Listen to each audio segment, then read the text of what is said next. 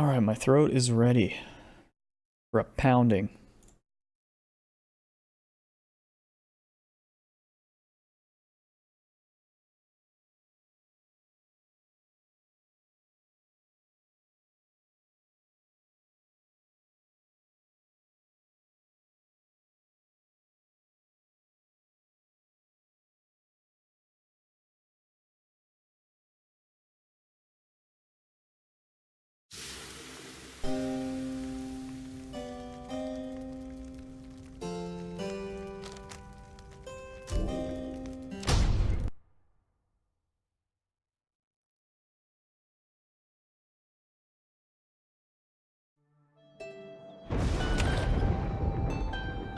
Hey, what's up, nobody? Welcome. First, my throat is recovered since yesterday. Time to make it sore again.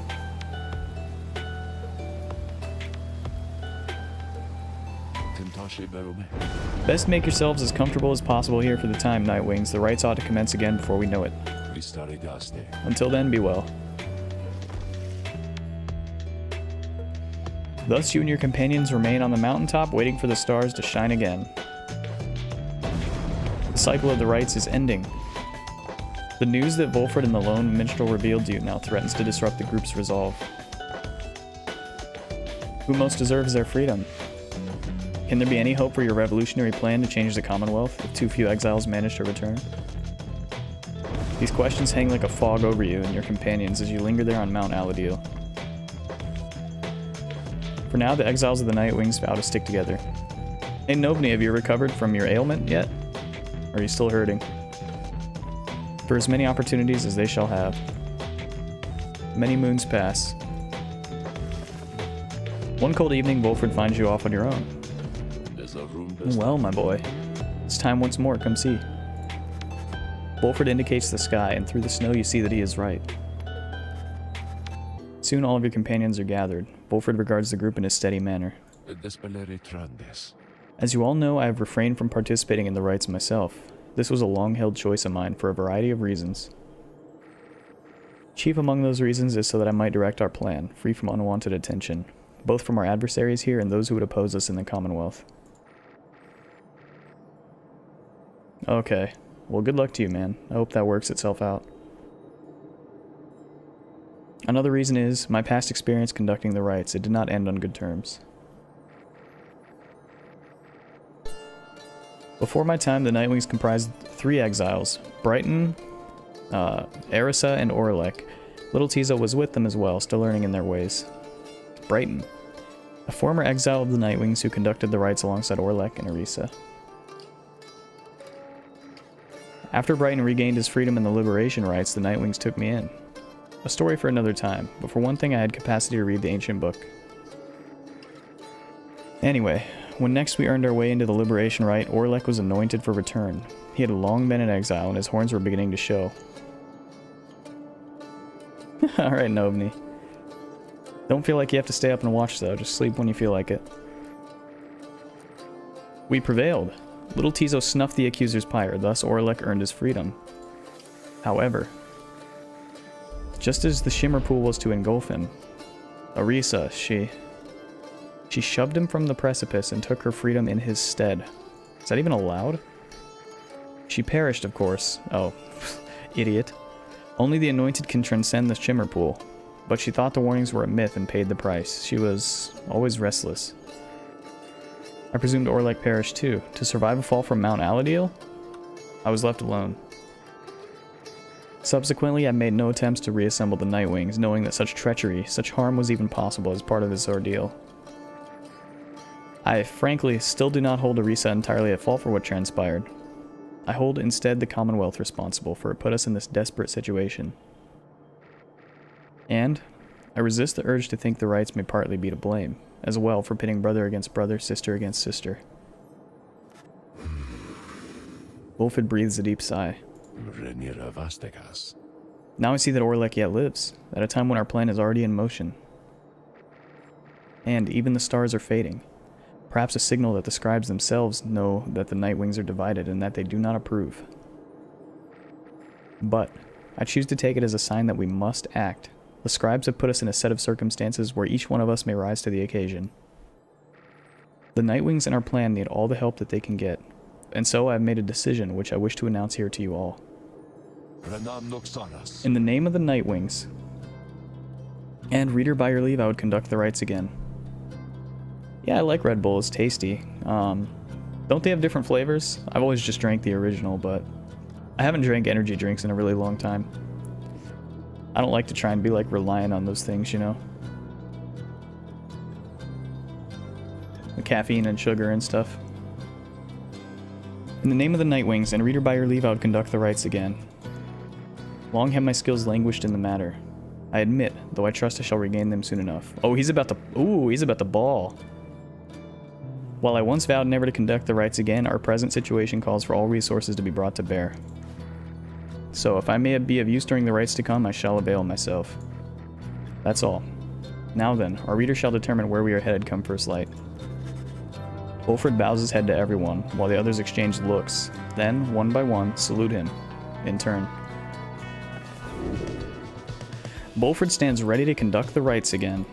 Welcome them back to the ranks. Achievement called Gather the Band. Find an exile for each of the different masks. Once more do several stars shine bright in the night sky, revealing several paths for you to pursue towards salvation. The stars themselves await the will of the Nightwings.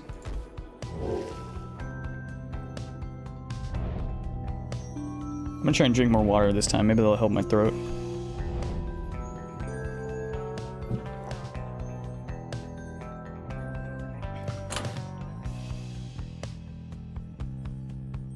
Reader, my boy, as I shall now conduct the rites with the others, I implore you, please take over me here. Take over for me here, scribes be with you.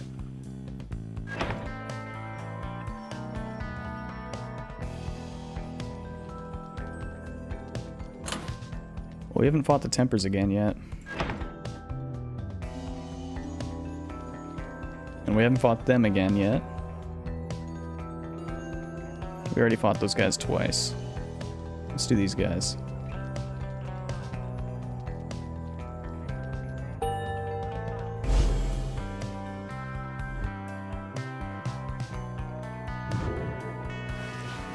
You were to face the dissidents again, led by the cur called Barker Ashpaws. I believe you first confronted them soon after my awakening.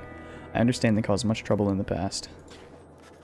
He then shares with you what his has heard about your next opponent. I think that means to say what he has heard.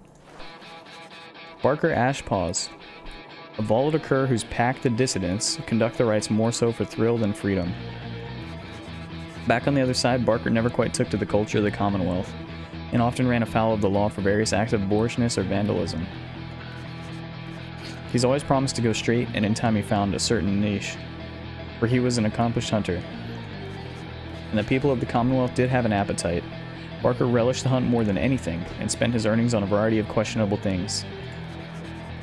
One particularly raucous evening, Barker was caught relieving himself on the foot of the statue of the Archjustice Andropoles IV, the Grand Judge who, in 617 AS, issued a decree prohibiting literacy in answer to growing unrest. Well, I'm with Barker then. Those who violate the law of the Commonwealth face sentencing by the appointed Archjustice, and that was the end of his citizenship. In the downside, he caught the notice of the dissidents, who observed his speed, ferocity, and fearlessness. He soon became the best of them. Barker's reputation grew among the exiled curs of the Jomer Valley region, where he is feared and unafraid of taking what he wants. Yeah, that looks a lot like Nasus.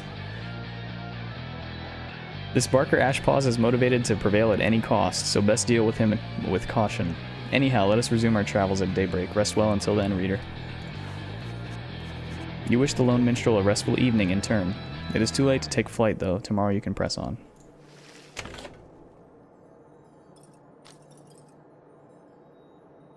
I got some book pages, so... Afterward. As an exile of the downside, as reader of this book, and as conductor of the rites, you are engaged now in a cycle which has lasted since the dawn of this age. Here within this part of the book is offered summary of all key figures, locales, terms, and astral phenomena you shall encounter, either firsthand or in passing on your path. To know the history of the downside and the rights is to prepare yourself to walk the path toward enlightenment and then to liberty itself. Should you be free again, remember, reveal not the rights themselves nor the existence of this book. I just got an achievement called Cover to Cover. Unlock every chapter in the book. Oh, okay. What's after the afterword? Rights terms, ah. So it just explains the name of everything.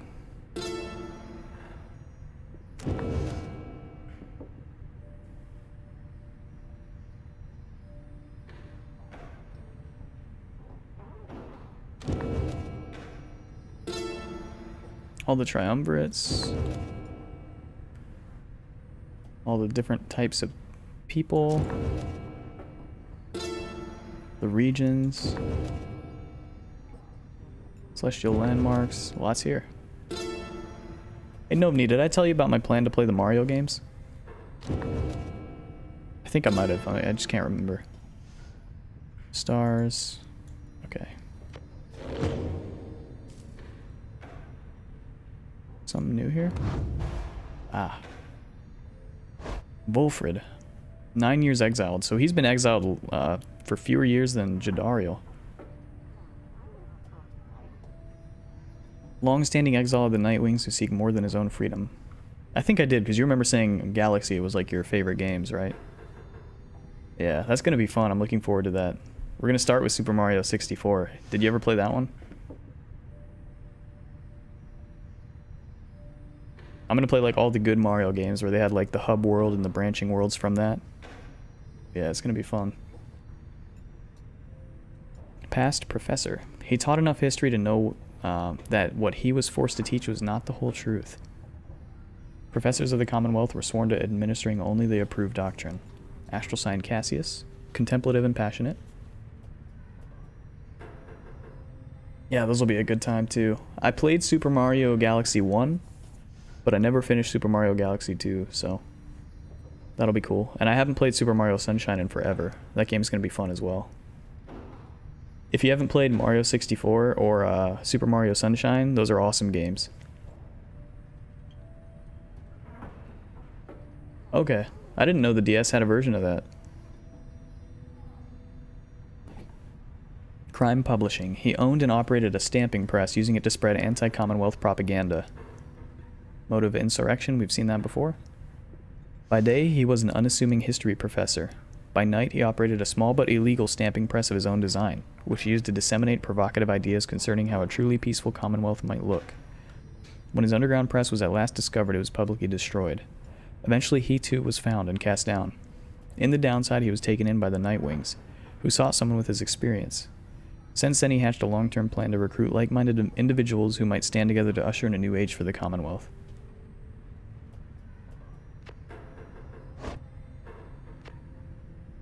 And we don't know Bertrude's past. The Commonwealth tolerated the bog dwellers, desiring the product of their sorcerous trade. The bog dwellers on the outskirts of the Commonwealth performed profane experiments with little supervision. Oh, nice. You've got good taste then. Very nice. Sunshine is so cool. That's like low-key one of the best Mario games, in my opinion.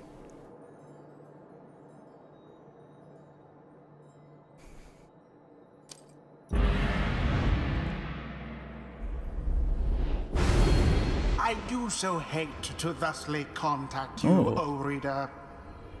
Yet an awful rumor reached me recently that you have within your retinue a traitor to the Nightwings and the Commonwealth alike. But you would never harbor such a traitor, now would you? Really?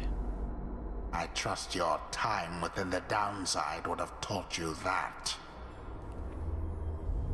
That's scary news. If I had to guess right here, right now, my guess is Headwind. He seems too nice. But we'll see if that's true. You rise after a fitful night of slumber. Somehow the voice, which thus far has reached you only in the rites, has found its way into your sleep as well. You shake free of it. The time at Moonlight Alcove has made everyone restless. The group is eager to set forth at your command.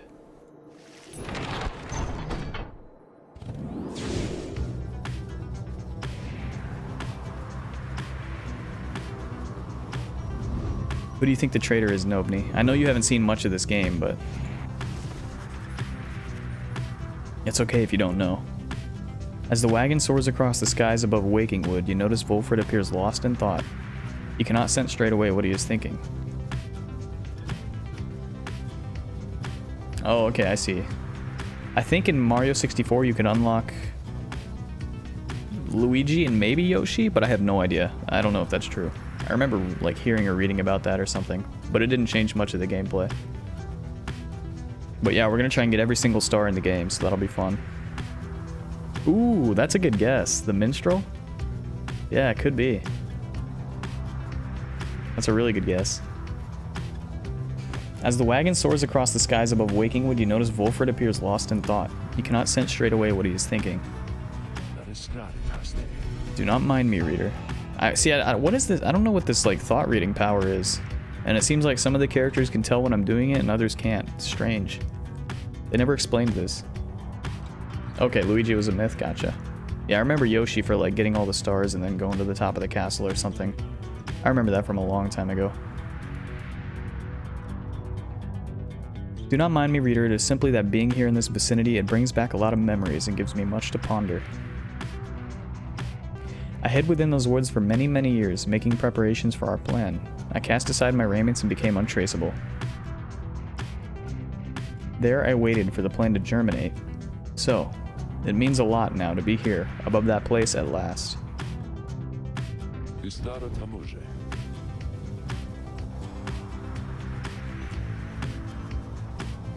Quite the view, wouldn't you say, my boy?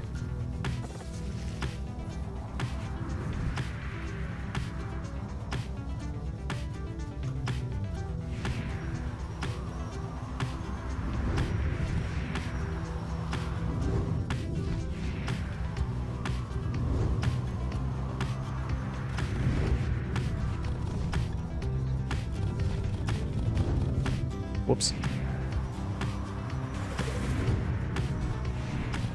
Okay, we can land at Plaguemont, Coldmoat, or Fallowfield.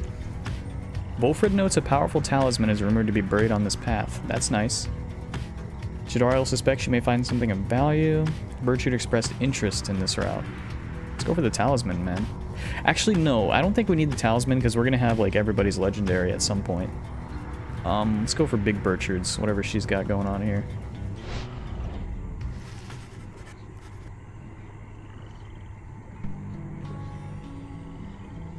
Yeah, I'd agree with you there, Nobney. They might try and toss in a curveball. My gut is telling me headwind, but who knows. Minstrel's a good guess too, like you said. You arrive again in the poisoned lands of Flagging Hands. Already anticipating the sinking feeling that comes with the place. This time Bertrude has something to say for it. We shall show you how to withstand the less pleasant qualities of this locale. Oh yeah, Novni, how does the audio sound for the stream? Is the game a little bit quiet to you? Am I a little bit too loud? How does it sound? I just want to make sure everything sounds nice. I think perfectly, it would be perfect if I was just like a little bit louder than the game. Because a lot of the times, the game's audio, you know, really makes it, so. Let me know what you think. Or maybe just pay attention to it now and see what you think. We shall show you how to withstand the less pleasant qualities of this locale. Okay, yeah, just let me know if you notice anything or need something changed. You're always free to do that. She reveals various salves and minor enchantments that help to counteract the spirit-draining effects of the region. Soon everyone is feeling better, if but for the assurances. Ooh, nice. Henceforth you shall not suffer penalties to hope in this region. Cool. Thanks be to Bertrude.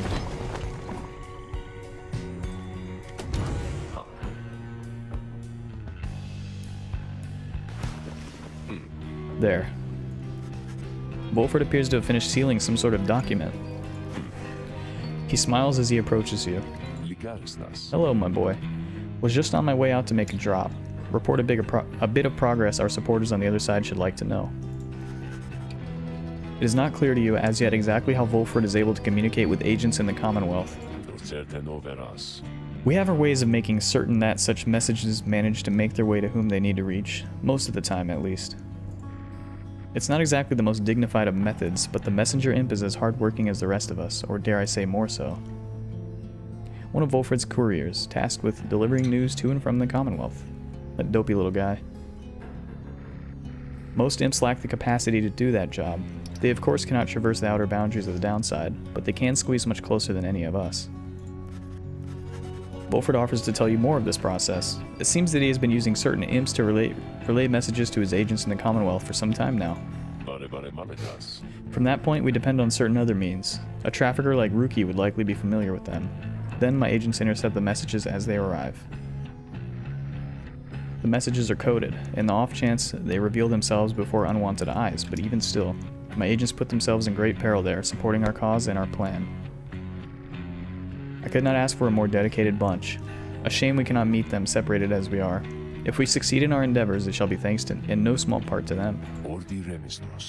They have identified hundreds of citizens grown loyal to our cause, found hidden corners where they can speak freely. Their goal is to grow in numbers while remaining safe. But we cannot resist the Commonwealth if too few citizens stand with us, whether due to apathy or fear, or lack of willingness to see our nation as we do.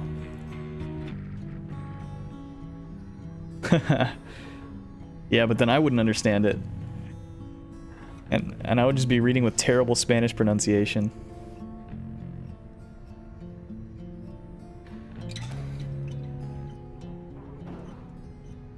Well, what might be kind of cool is if there was like a Spanish voiceover, and then I could just like read the subtitles or whatever. But yeah, it doesn't have that. They just have their like weird made-up languages that the characters speak. Except Bulford spoke to me in English like once, and then that was it. It was weird. And he had like a voiceover for it too. Some of these agents I have known for many, many years, since long before my exile. Many were former students from my days of teaching Commonwealth doctrine. It was clear then who among us did not take the common view. Sorry, Novni. These days I report to them our progress, and they in turn report theirs back. From that assessment I update the estimation of our plan's success. Thankfully for most of the games I'll be playing, you don't really need to know perfect English. This game is just like 90% reading, which I didn't realize before I started playing it, otherwise I might not have. Because it's hard to read all this. I don't mind it. This is just more of a game that I'd like to play on my own, kinda. But I'm already so committed to the playthrough I may as well finish. And the game's cool. It's just a lot of reading for me. Out loud at least. Our chances of success increase substantially each time we liberate one of our own, but those loyal to us in the Commonwealth slowly gather strength regardless, knowing of our efforts. Thus do we inspire each other.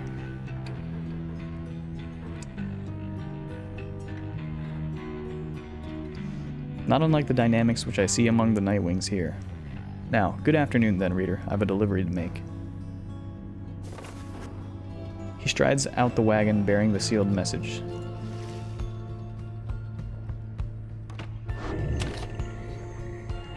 Explore Fallowfield. Together with Bertrude, you venture forth into poison lands of Fallowfield to ensure the path is clear and check for anything of value. We've seen enough for now.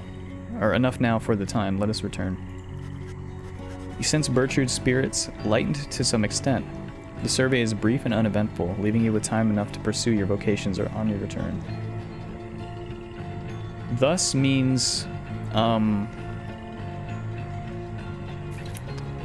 so, kinda. It's like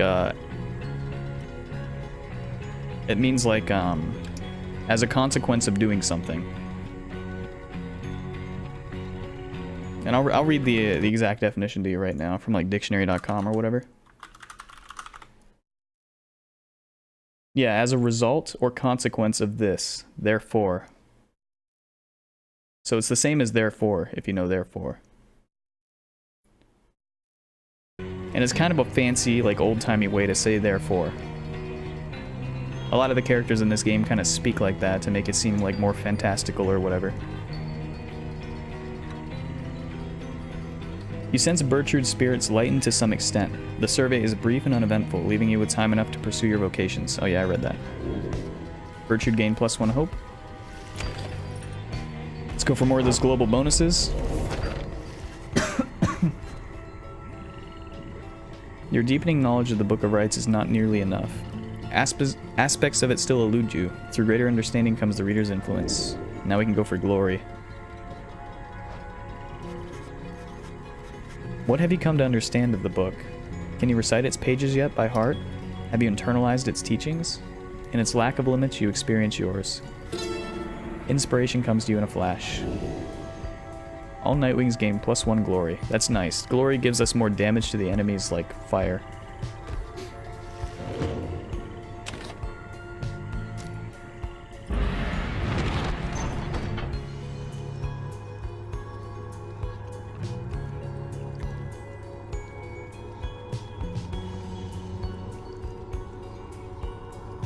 So like a good example of thus in a sentence would be like, I'm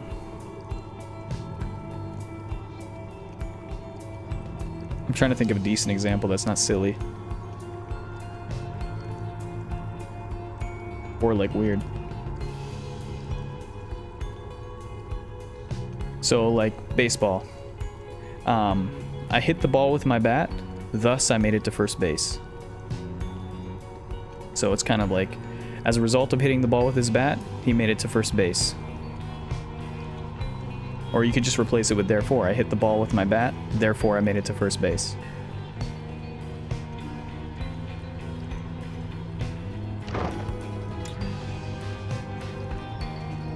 And if you have any questions about any other words, let me know, man. I'm happy to explain. Oh.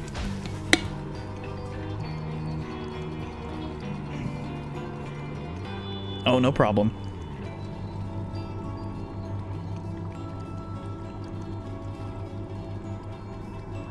Did you just hear my explanation with baseball? Yeah, and I'm sorry about the lag. I wish I had quality options on my stream, but I can't get that until I'm like a partner or an affiliate or something. So it's always at the highest quality. Okay, you didn't hear anything. Okay. So I was explaining thus. It means like therefore or as a consequence of. So my example that I used was, I hit the baseball with my bat, thus I made it to first base. And you can just replace it with therefore in that sentence, it means the same thing. I hit the baseball with my bat, therefore I made it to first base. So that's just what thus means. It's a different way of saying like as a result of or therefore. The wagon comes to a sudden stop after a near miss with someone or something that got right in its path. Good. Hope that helped. At first you see no sign of whomever or whatever it was, but then a voice rings out from off to the side of your path. The friendly yet somehow aggravating tone leaves little room for question as to who it is. Barker. Oh no, freaking Ron. Hey guys, so maybe watch where you're going a bit more next time, I guess? You must have scared Dad half to death. I mean, just look at him. Oh wow, I just realized he's sitting on this guy. I didn't know this was a guy before. I thought it was just like a stall or a cart. But it's good running into you like this because I got for you a really special deal. We got some pretty out there stuff on hand and it's been slowing us a bit, to be completely honest here. Something about him, I don't know, but Dad just hasn't been himself. But once we open shop, why these little numbers, they're gonna go flying off the shelves. And you can have first dibs. All you gotta do is give us a lift, because you're headed to the Pit of Malith, right? Just drop us off when you get there, okay? The Black Wagon does not provide for you the most spacious accommodations, but it may have room enough for Falcon Ron. Barely, at least for the short remainder of your trip.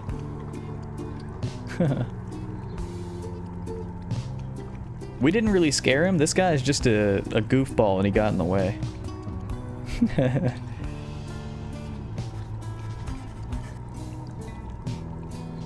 On the other hand, you sense a troubling energy from whatever strange artifacts he is transporting right now and wonder whether you should get involved.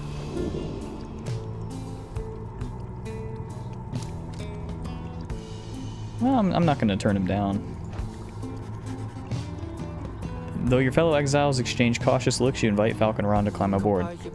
Oh, great. Thanks, guys. I'll just squeeze right in. Just... He does not. Dad, come on, put your back into it already. Eventually, Falcon Ron manages to get on board as you prepare to step forth again. Falcon Ron join you. Welcome aboard for now.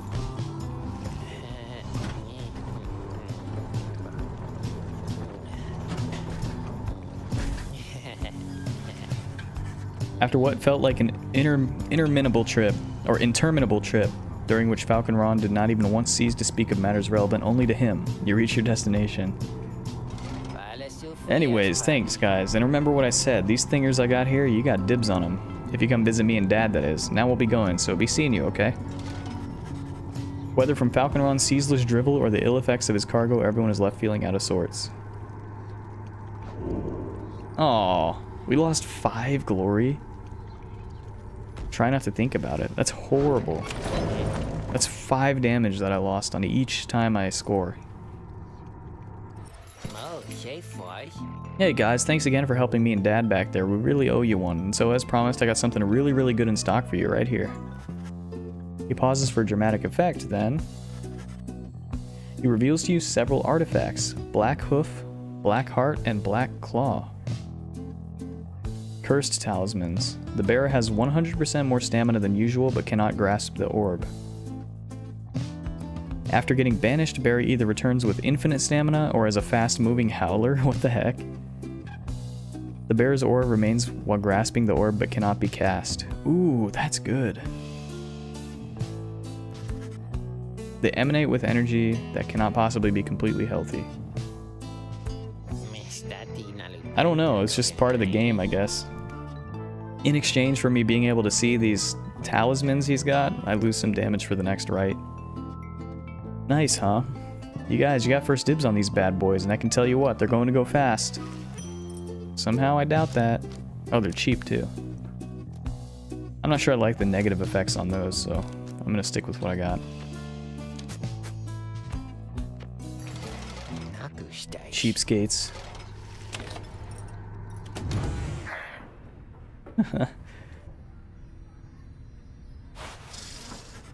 You approach Bertrude just as she has finished polishing the various bottles, flasks, and vials that your fellow exiled have collected during your travels through the downside. The evidence of thy travails, how brazenly ye put them on display. Ye tempt these lands to swallow ye. She lets out a long breath. Nonetheless, these trinkets stir our memories, not merely of these lands, but of the country whence we came. Know, reading one, that we are here because of Sandalwood. We met him long ago, within the southern bogs. He offered many courtesies, and in exchange we found agreeable. We sought then certain reagents, necessary to our studies of the heavens and the earth. And he knew where to procure them. In exchange, we were to boil for him our finest inks, a certain recipe notorious yet secret. Its stain could never be removed. Oh, but the Commonwealth misliked it. 'Twas then when we first began collecting samples of the regions of the downside, for Sandalwood was ever true to his word. Long have we studied this accursed place, Black Basin, the chaos of the deathless tempest, the richness of the bogs of flagging hands, lands so far away, and yet they called to us. If Molten Malith was able to traverse the downside in its entirety an age ago, then surely 'twas not beyond reckoning that we could do the same. Furthermore, but she hesitates. It matters not, reading one. Thou hast indulged our tale long enough for now. She slithers away without further explanation. She seems reluctant to discuss the circumstances of her past with Wolfred, yet you sense that she is here by choice.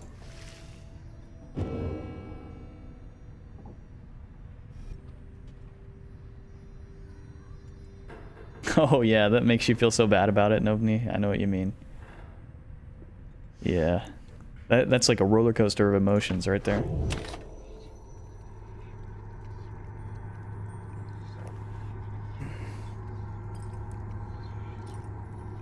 Alright, let's commence the rite.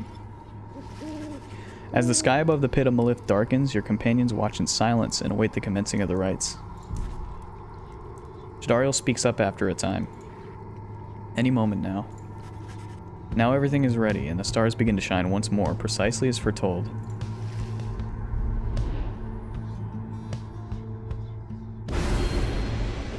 Alright, we got a new Elder Star. Biolanthius, your adversaries each shall deal an additional 5 damage to your pyre. Ugh. Well, we gotta get it. Biolanthius. We gotta go for it, because this unlocks a page when I win. Or lose, I guess. I haven't lost yet, but we'll see. Let's hope we don't lose now. These guys are gonna be like max level. Volfred Sandalwood has powerful defensive abilities in the rights and can spawn an invulnerable sapling. Reader, or should I say deceiver, for I detect another exile in your ranks. The exile Volfred Sandalwood himself. Yeah, I hope I don't. That's why I said we'll see. I ought to have known he was behind all this. He has no love for our sacred tradition. Yet you would heed his poisoned words over mine own? I thought that we were friends. Well, I didn't have a choice, man. Then fine. Let us return to a more formal distance. Yikes. Why is he pissed at me? Smell that, mates? Looks like we're gonna have to take this one a little serious this time. That's right, because they ain't got Greentail clogging up their ranks no more. He's back home now with his dear old mum where he belongs. Right time you Nightwings dump the deadbeat. Gotta have some standards after all. Just the same, we're gonna stomp you to the ground. Get ready.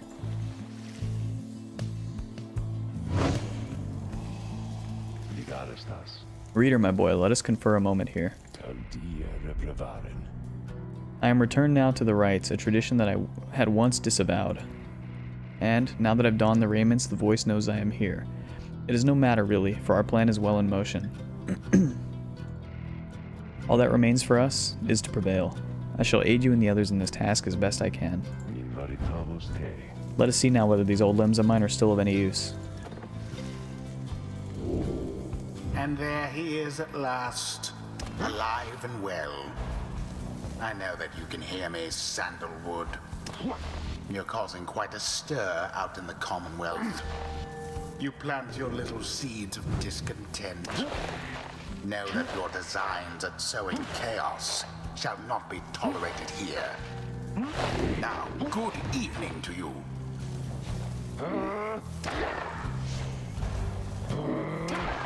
Only one at a time.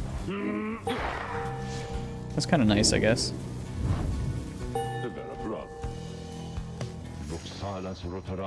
Now then, Nightwings.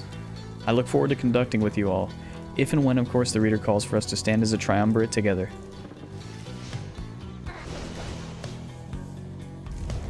Choose quickly your triumvirate. So this is bad, because these guys are really fast, and they're going to do more damage to my Pyre. That's going to be rough.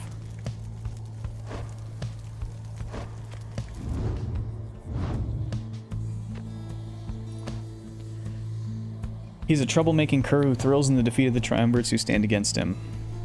Past Hunter, the wildlands east of the Commonwealth were lucrative for the quick and the bold. Astral sign Sagathol, he's carefree and spirited. Crime and decency. He violated one of the Commonwealth's most sacred landmarks. Motive anarchy. The records state he did what he did to undermine common respect for country.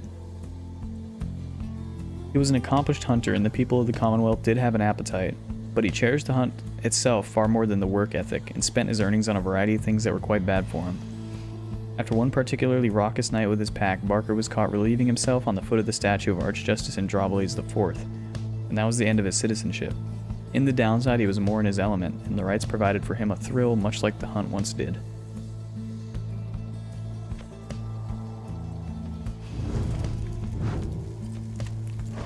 Okay, Headwind.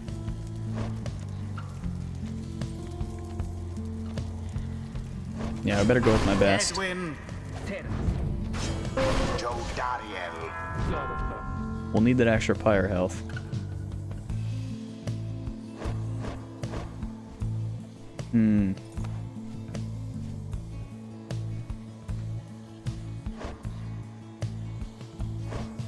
We'll go with Faye. I like Faye. Or maybe we can go for Volfred and see if we can free him next time. That would be so weird if we could. There's no way it lets me, right?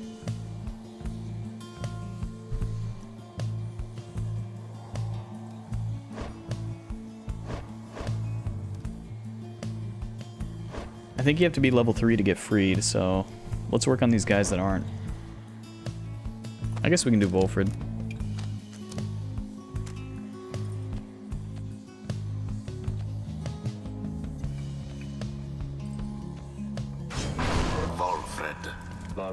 The choice is cast. Prepared as ever. Been itching for another go. Let's have it, mates. Tear him to shreds. Here we go.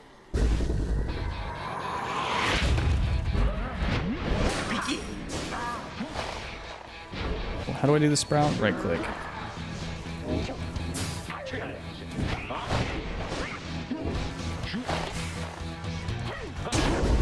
Oh, he can just warp in there. Wow.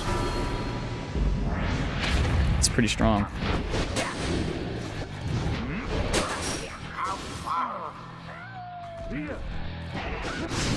Oh, he got me good. I tried to jump over it, but it didn't work.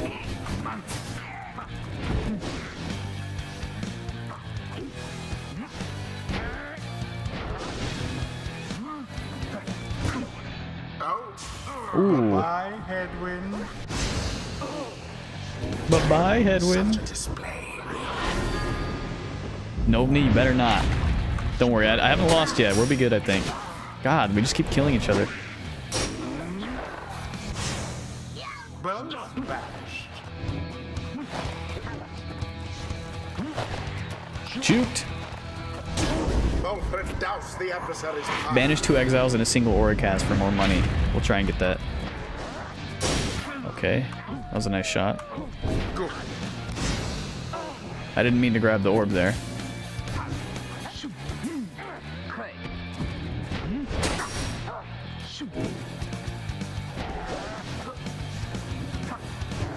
Damn it. How very fortunate.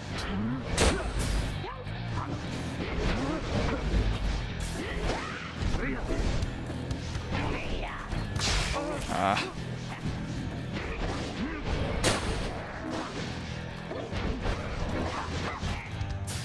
A banishment.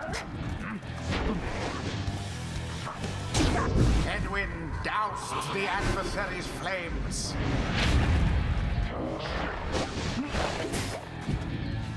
What the? Did he make the orb smaller? Where did the Nightwings go? The heck? A decisive blow.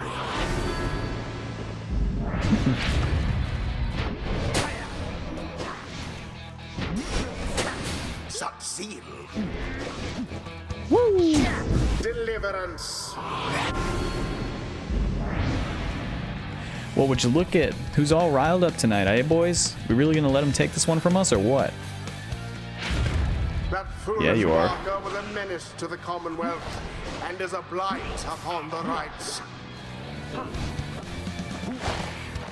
Okay, I can't teleport through those. Ah. Banishment.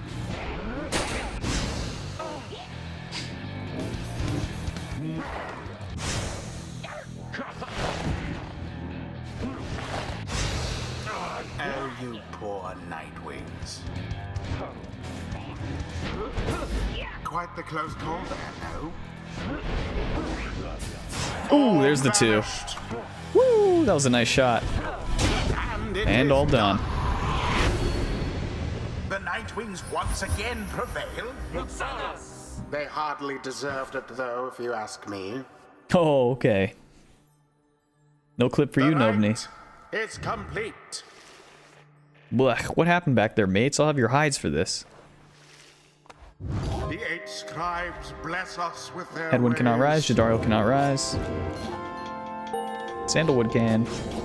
That Wilfred always was a little slow to pick things up. It's been a while since my last outing in the rites. Begging for your continued patience as I recollect the way. Legacies of Old 100 Mines. Rites Masteries enhancing a sap's ability to spawn saplings and protect his triumvirate. Grasp of the Philosopher. Rites Masteries enhancing a sap's triumvirate's ability to persevere in a rite. Once per rite, if Volfred's adversaries extinguish his pyre, it is restored by +10. Instead. Ooh. That's good, I want that. 'Tis the wisdom of Old 100 Mines. And that was with a bunch of glory missing, and they were doing more damage. So we did pretty well. What's up, Jack Plays? Welcome. Good to see ya. Back at the Black Wagon, you're taking some time to recover after overcoming the dissidents almost effortlessly when Volford approaches. The Nightwings are in capable hands these days, my boy. Thank you for your continued efforts, given all the challenge we face. The rites may be ending, but we still have time to achieve our plan, especially if you continue to prevail like that. 55% success now. Come, let's see whom we shall square against when next the stars align. The stars yet shine for you.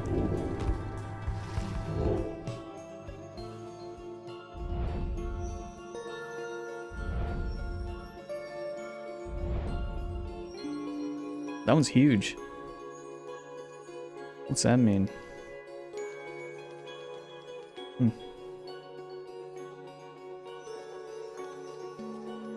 Okay, we've played against all these guys twice.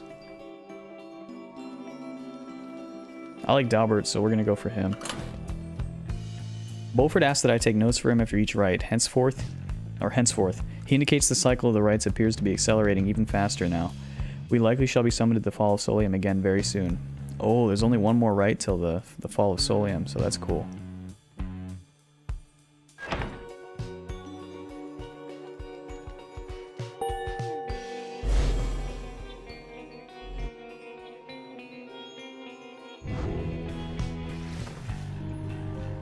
I'm not scared, we're going to the big star.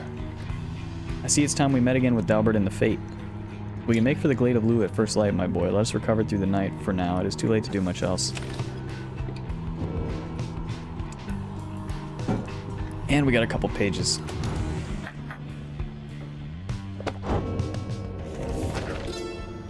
Biolanthius. How very crafty of our muzzled friend Jomer, that one quite so diminutive as he did manage to prevail against the hive titan called Biolanthius. The spoiler of the valley, Biolanthius did fall at last into a deadly trap, which doubtless he deserved.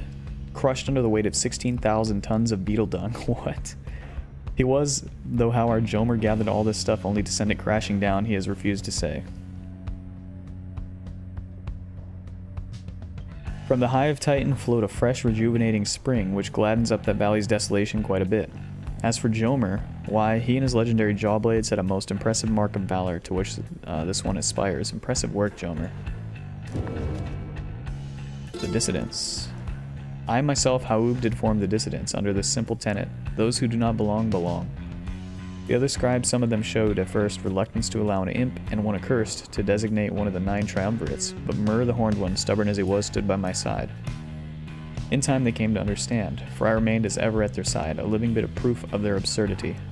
The Dissidents are an extension of my oddity. Those who do not adhere, they are not to be discarded, underestimated, or dismissed. They are as necessary as are those against whom they rebel. What are sharks for? No purpose other than to just be giant holes with teeth that terrify the oceans. Screw sharks, I hate sharks. They're like wasps. Like, who likes them? I think sharks fit into the ecosystem a little bit better than wasps, though. Alexa, clear shopping list.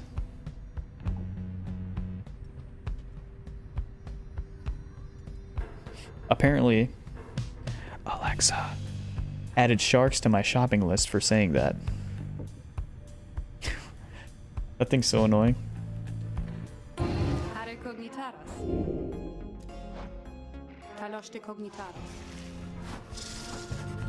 You're unaccustomed to seeing Bertrude smiling, and yet there she is doing just that. You soon see why. You've observed before how her manner seems to soften to the degree it can whenever Volfred is around. If only I could have seen their faces then. What was your secret, dare I ask, dear Bertrude? It appears that they are reminiscing about old times in the Commonwealth.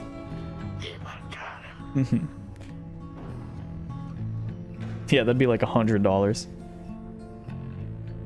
Flame-resistant inks, sandalwood. Or if she ordered a whole shark for me, that'd be like thousands. 'Twas the inks themselves which kept those volumes from being burnt to ash. Flame-resistant inks, of course. The good officers who came to visit, they were so intent on burning all the evidence they did not stop to think the evidence was fireproof.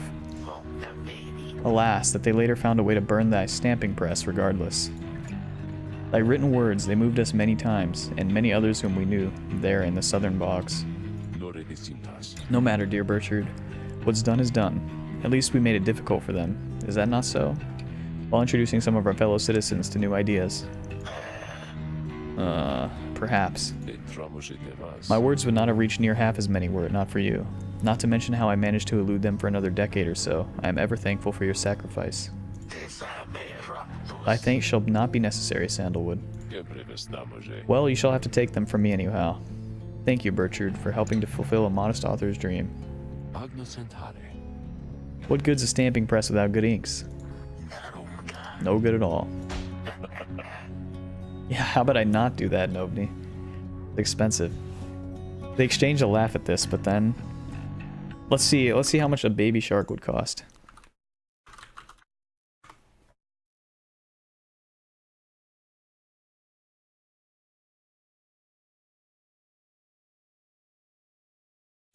Even the fins they sell for thousands and thousands of dollars. I don't think you can actually buy a shark, but I'm sure it would be a ridiculous price. The eye is the same as your. Like your mom, your video game, your computer. It's just a very ancient way of saying it. You see that in like the Bible and stuff.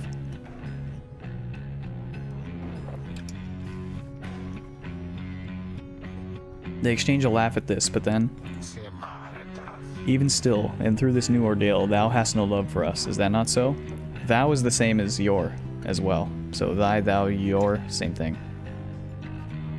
Or you. I think thou is you.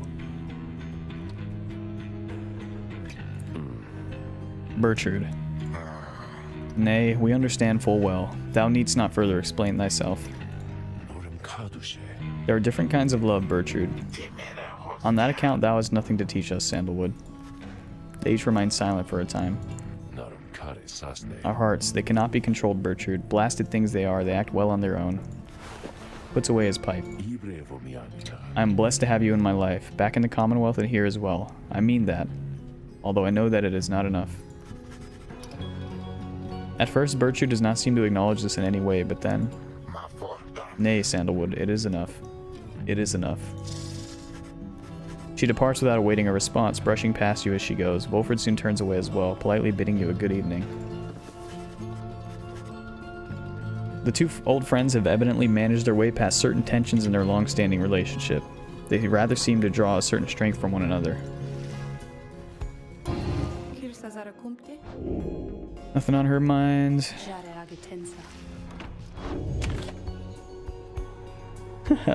Lots of yours, man. English is a tough language. There's a reason it's one of the hardest to learn. There's so many little nuances to each word.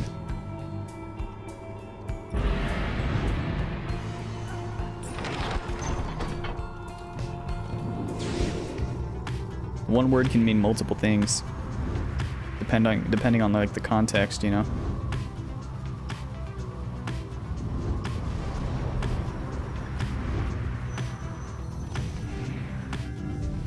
Jadario suspects you may find something of value.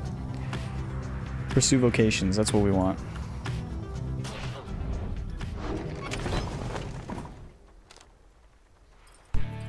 Explore Cinderroot. You meet up with Faye, who suggested you go ranging with her through Cinderroot. Oh, I enjoy these walks, so can we go now? Together you set out to explore the leaves and branches around the Black Wagon. You find little to speak of other than desolation typical of the downside. I think I've seen enough, and I think I'm beginning to miss the others. You and Faye make your way back to the wagon. Though uneventful, your search helped ease the burden weighing on you, and leaves you with time to pursue your vocations. Let's max out the this thing. Glory. This will be maxed out. The book seems to push back against you. Your sense of its hidden meaning crumbles under layers of contradiction, of missing details, and yet you feel a thorough knowledge of it now. It is more artifact than book. Its power almost solely rests with the reader, who makes time to form a certain meaning from the many passages unwritten. Yet the glimpse of knowledge you approached just then called back at you to stop, and go no further. Not to press too forcefully against the outer limits of your understanding. Nevertheless, for what you recognize shall have to be the final time, inspiration comes to you in a flash. Whether from the book or from within, even now you cannot tell. All Nightwings gain +2 glory. Book maxed out. You look up to see the lone minstrel there. You had not noticed him. He looks up at you with his strange eyes, a color not unlike the bindings of the book, and he smiles at you faintly. See that? I think that was a big hint there. The bindings of the book were made by one of the evil titans. Like this, it was made out of his skin. You might be right, Novni. The moment passes and he turns to go about his business. He leaves you there. You realize you are clutching the Book of Rites to your chest. You manage to pull away. That was odd.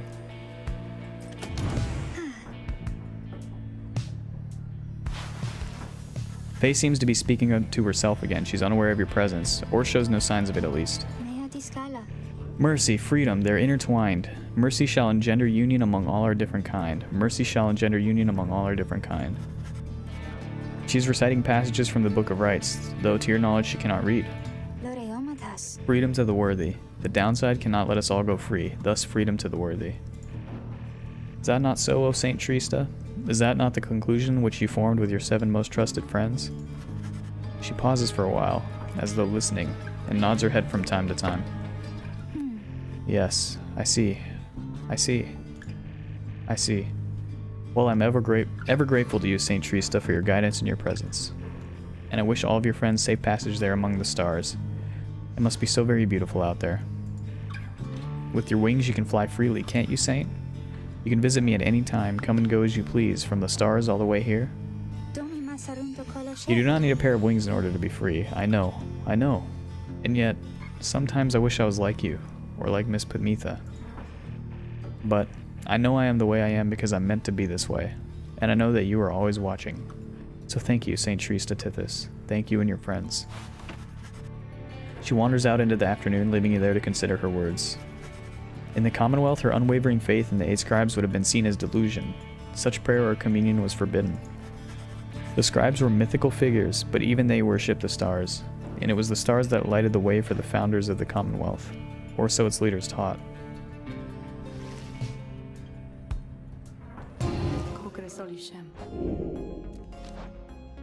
Okay. Let's keep going.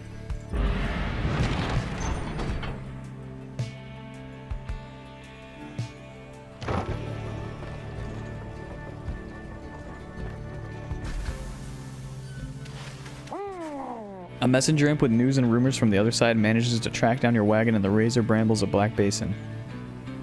Black glass, searing vapor, and strangling forest mark the forsaken lands that loom across the sea. The 8 scribes first discovered this, the northern landmass of the downside. Ooh, let's find out what happened to Tizo. The imp's latest information is about none other than Tizo, who you liberated at the fall of Solium.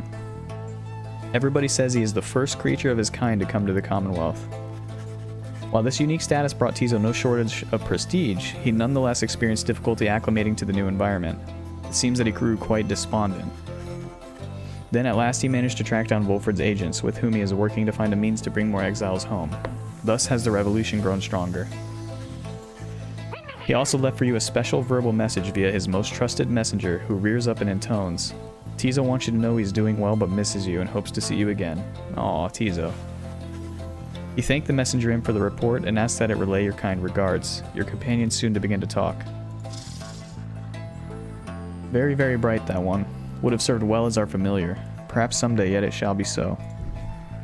Truly, once more it seems I underestimated him and his resilience. Good on him. If anyone or anything can change the Commonwealth, it may well be Tizo. I guess this makes him an expatriate of sorts, ditching his downside home in favor of the Commonwealth. Who would have thought? You did it, little one. You'd scarce believe how long our Tizo toiled here in service of the Nightwings. He deserves this peace more than us all. I'm so happy for him. I wish I could have had a friend like him when I was there. I shall look forward to our next reunion, Tizo, perhaps when we are back among the stars. The news of Tizo's adventures in the Commonwealth fills you and your fellow exiles with newfound resolve. Companions gain +1 hope for the next rite. There you go, 3rd time's a charm.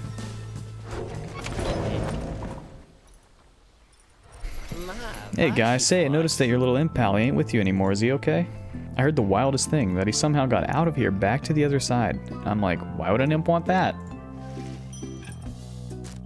Flame Leech. After dousing adversaries, Pyre bears, Pyre recovers health equal to up to 50% of damage dealt. That's really cool. We have no money though.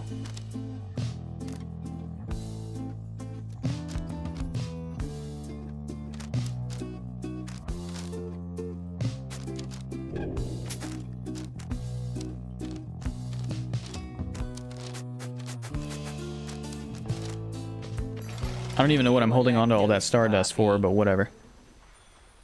That's how you get a repeat customer there, Dad. You give them a deal.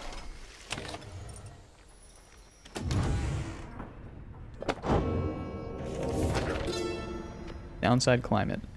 I know of no polite way to describe the climate here. It oppresses every living thing, except perhaps the native flora in a few specific areas. Okay, I have a package I need to go pick up from my apartment. But that'll be a little bit later, after we free this next exile. And that'll probably be it for the night anyway, so. Once more, the recommended course is to keep moving. Moving keeps you warm when it is cold. Or when it is very hot. Use what strength you can to move to somewhere you can think and breathe. The weather in Downside seems intrinsic to the different regions, which my good friend Molten Nilith shall describe. Shelter can be difficult to find, and you cannot stay in it for very long. Perhaps, however, shelter can accompany you rather than constrain you.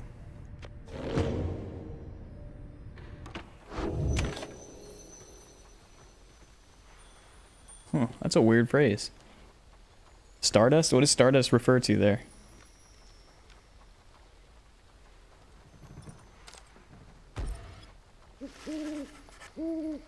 As the sky begins to darken over the glade of Lu, you see one of your adversaries clad in the colors of the Fate step forward. Where's Faye? She arrives on cue. Oh, hi Elmer, hello. Father asked me to salute you in the Nightwings, so here I am then. Consider yourself saluted. Oh, okay, and may the scribes watch over you and Mr. Oldheart. They shall do no such thing. Know that I am only doing this to seize Father's worries, or ease.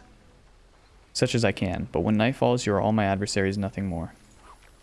He walks away even as the darkness grows and the stars begin to shine. If you don't have a star, prepare to work at McDonald's.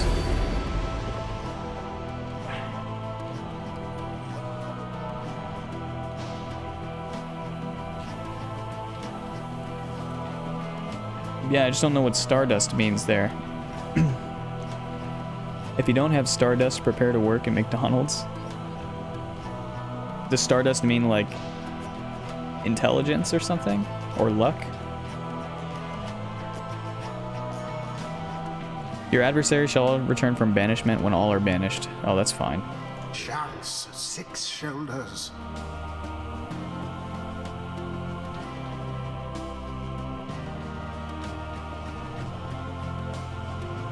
Did we get Gandroth? I don't know how to check. Lord Gandroth. I don't think we did.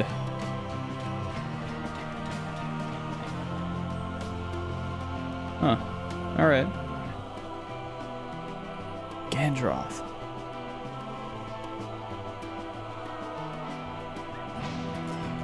I don't know.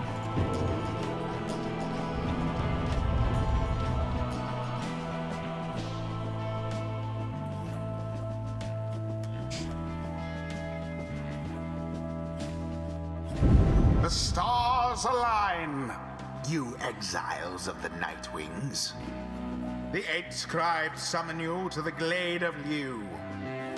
Your adversaries in the rites this eve shall be the Fate. Reduce their pyre to a smolder and step closer to freedom. Now prepare yourselves.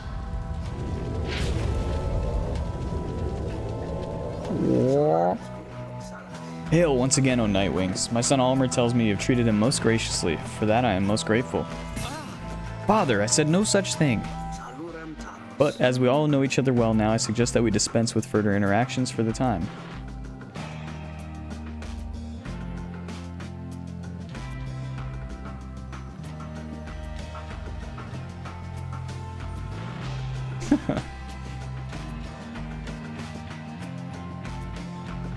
We must not let our hearts take sway when we are here to honor the scribes. Faye listens intently to all this, then. Oh, you're right, Mr. Oldheart. I never thought of it that way, but you are right. Almer, when all this is over someday not too long from now, and the scribes are satisfied that we have served them well, then will you be my friend? I don't know. Okay, I know that you mean that too. Until then, may the scribes protect us all. May the scribes protect us all.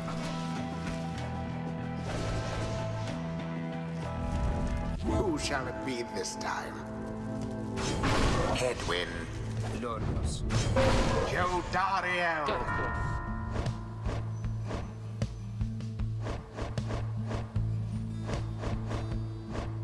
Still a few guys we need to get to 3. We'll do the harpy now.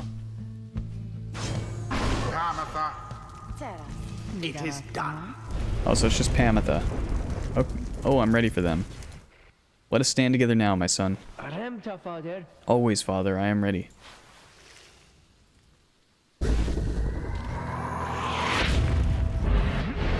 Commence. Oh, they got me.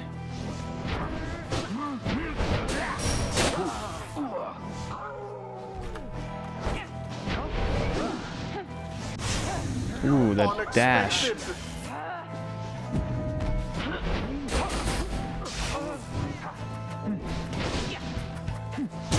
The Night Wings are the first to strike. This is like... I don't know. Extinguish now. These guys are pretty friendly. Magnificent. Douse in 5 seconds after saluting. Okay, that's what we gotta do.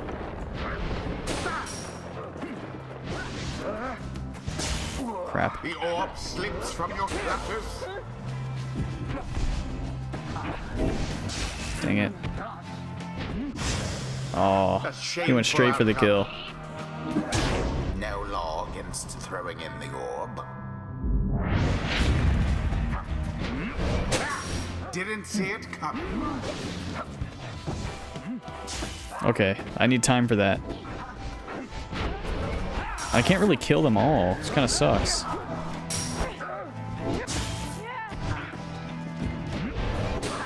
Because of the stars I selected. Oh, dang it.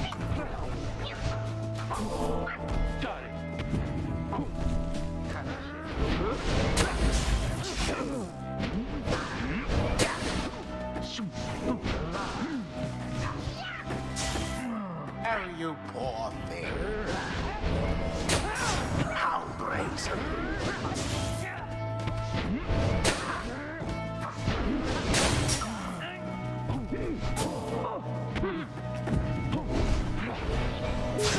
Oh my gosh.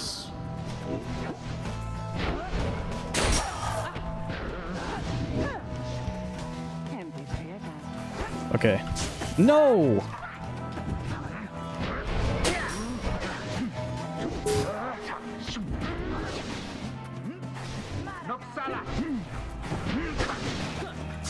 A stroke of luck is all. Crap. Seemingly unfair.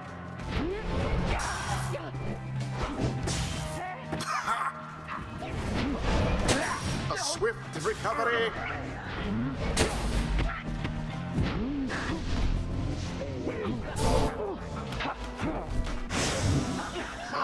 They just all come back. Dang it. Well cast. Freaking imp. Trickery. Go, go, go. Yes! Fire of resolve. Oh, don't even get ready to clip. No worries, Novne. We got this easy.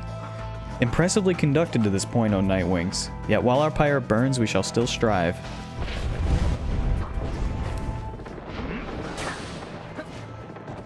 The orb. Ooh, he got me good.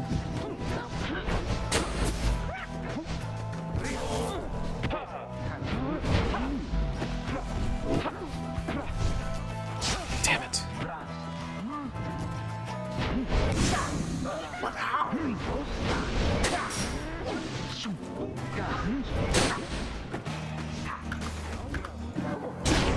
Ah. Threw it in. Now then. Oh, they got me.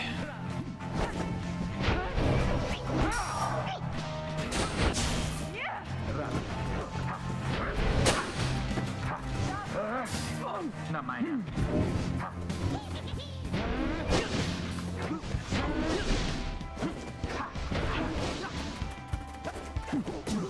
Oh. Now plunge into the flames.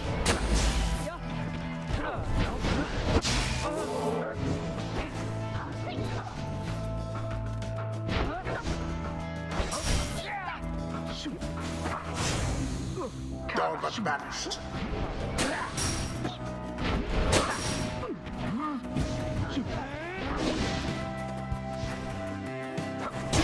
Brilliantly Nice. done. No more than a lick of flame remains.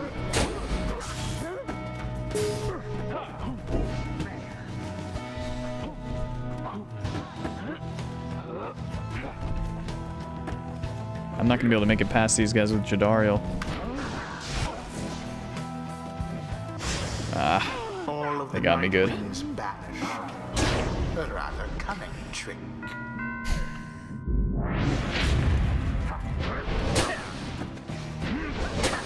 A swift recovery.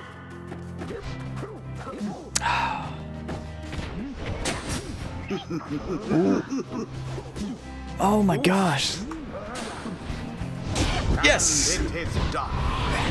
That was a long match. The Nightwings prevail. They New overwhelm alliance. their adversaries utterly. Prevail in a right using Jadariel and Pamitha. Oh, cool.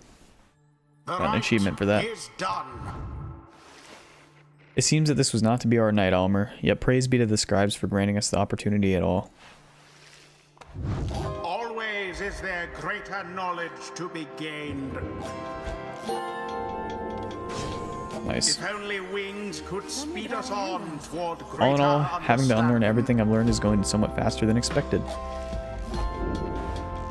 While casting her aura, Pamitha can trigger an aura burst that banishes nearby adversaries. Press right-click again just after casting to aura burst. That's kind of nice. If Pamitha is banished while Wing's Fury effect is active, she returns twice as quickly. Eh. While flying, Pamitha moves faster. We definitely want that. She's already pretty quick while flying. Okay, I'm gonna pee real quick. I'll be right back. Gotta go.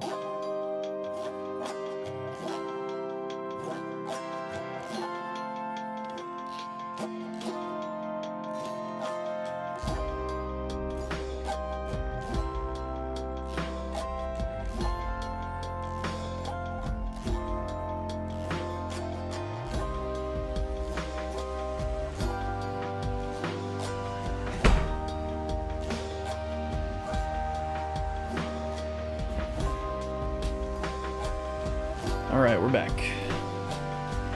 And now we're about to do the what's it called? The special rite where we can free Until somebody. The next rite.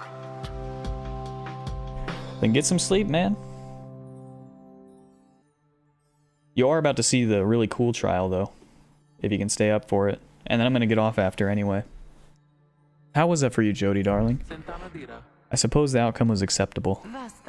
I'll take that as a compliment. And reader, thank you for your guidance as ever.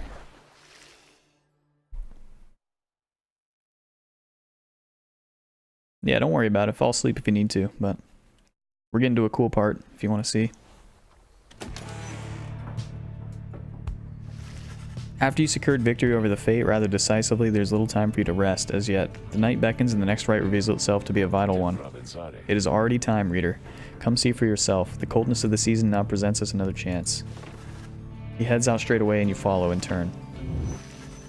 Indeed, among the remaining stars you see one with which you are familiar now burns ever brightly.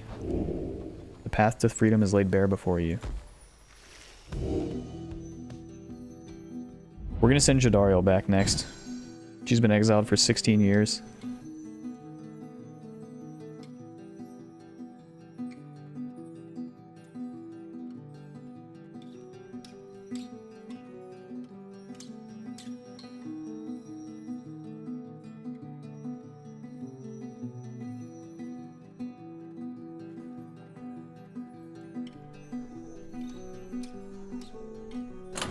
"57%. Here we go again. Another opportunity to liberate one of our own. Fulford suggests that the plan in the Commonwealth has hit a few snags. His agents need all the help they can get over there. So we're going to send someone big back. I still don't trust Hedwin, so we're not sending him, but we will send Jadariel.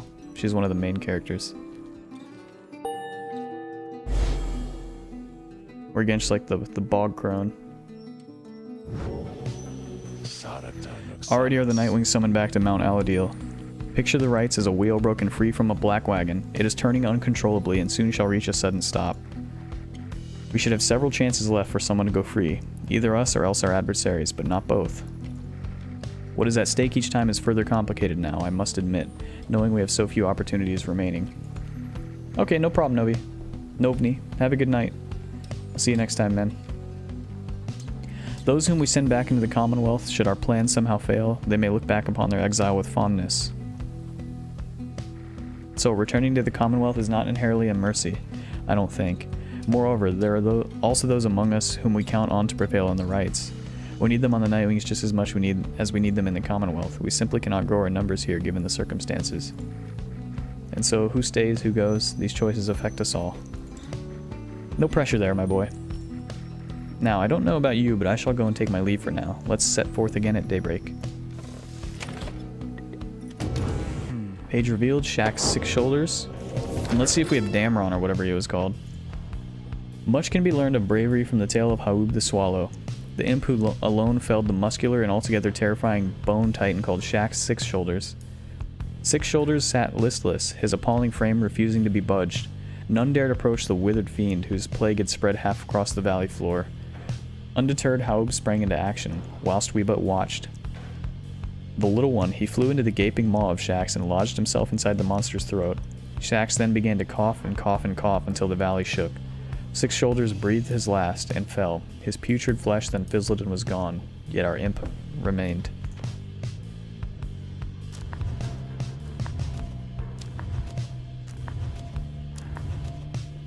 Gandroth, yeah, we got him, okay. I think we have all of them so far. You can tell something is troubling Hedwin from the moment you approach. You're not the only one either. Looks like a case of broken heart to me there, reader darling. Trust me on that one. Hedwin overhears. It's nothing. I think all the travel's catching up with me is all. You don't make much of a liar, Hedwin darling. Now then, let's have her name. Or his. That obvious, is it? That obvious. Now, go on. Hedwin hesitates a while, then. Her name was Fikani. Fikani? Why, that's a harp's name. Yes, she's from the mountains, same as you. You don't mean Fikani Shang, do you? We feared her lost in the gorge. A harp with whom Pamitha had a brief acquaintance. What? You know her? Come on, Hedwin. How many of us harps do you think there are? Your Commonwealth has been rather successful scouring my people from our world. But yes, Fikani Shang. And I'd spent some time together in the past. But yes, Fikani Shang and I had spent some time together in the past. Flown a few sorties now and then. We were in different units though. She was reconnaissance, if I recall. She said as much to me, but what happened to her? When you were sentenced? It was about a year after me, wasn't it? So, maybe. She was alive and well when I last saw her. Got back from the gorge with a few scrapes and some good information. Granted, that was several years ago. Who knows what could have happened since. Though I must say, she never mentioned you. I'm impressed she managed to keep secret your relationship. She could have gotten herself into some real trouble. You keep her secret too, please. Oh, don't worry about me. Down here, I'm in no position to betray any more of my people. And besides, I liked Fikani. And you're not bad either. Why, this is rather sweet. Hedwyn just stares at her. I'm sorry, Hedwyn, I wasn't trying to make light. I wish that I could tell you more about her, though I think that you must know her better than I do. Yeah, look, I'm sorry too. I didn't mean to get on your case about it, it's just, I don't like to talk about it much. It's a lot to have to explain. I understand completely. So then, now that the awkward introductions are out of the way, could you tell me any more about what she was like? Well, let's see. They continue talking for some time about Fikani and about how such a relationship would have been seen in both the Highwing Remnants and the Commonwealth. For Hedwyn, just knowing that Fikani still lives, or at least that she was still alive after his exile, lifts his spirits. Anyhow, if you get out of here, or if I get out of here, we'll have to seek her out. If I go first, I'll let her know that you're in one piece and thinking of her still. Thanks, Pamitha, that means a lot. Don't mention it. As the conversation winds down, they bid you and each other a good evening and go their separate ways.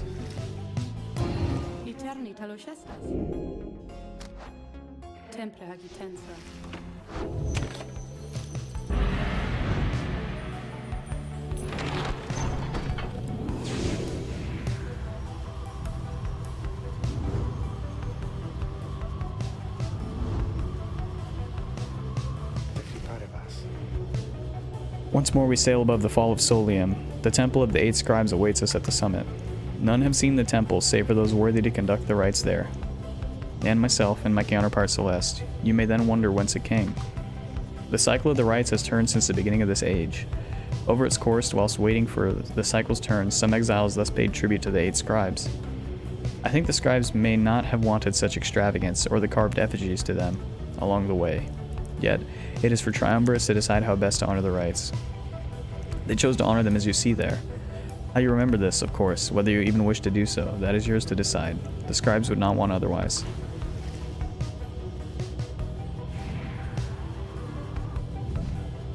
Volfred shall gain favor, Jadariel shall gain favor. We're gonna use Jadariel, so...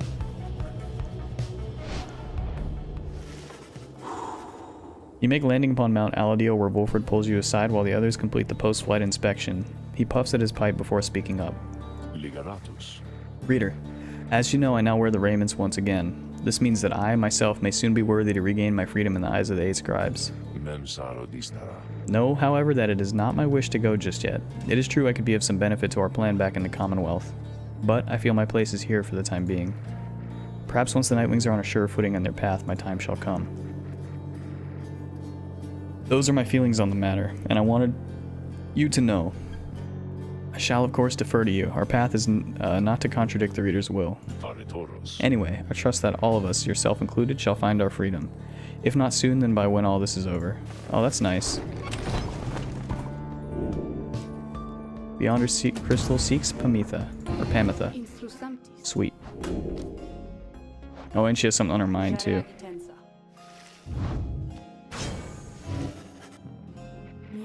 Oh, you mean that feisty harp. She may yet be taught some manners, I should think. I shall attempt to bring her down to size. Let us bring her forth.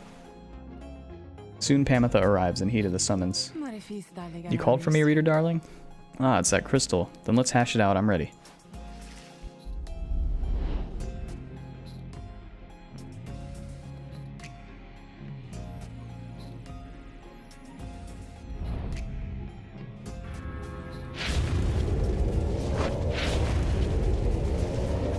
The apparition Sandra appears and unfastens her mask. Listen well, Harp, you answer to me here. Ooh, a bossy one. Sure then, go on and tell me more. Such a delightful student. for a change. Come then, let us see what you can do. Left to your own devices, save for your reader's vigilance, of course. Let's show her what she wants to see then, reader darling.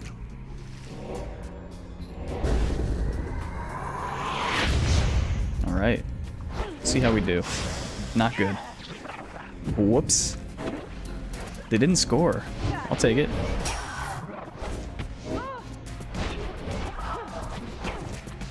Ugh.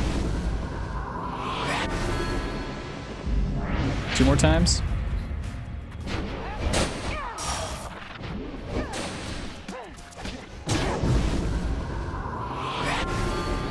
Her shield is so nice. Crap. They passed it again. So that was pretty dumb.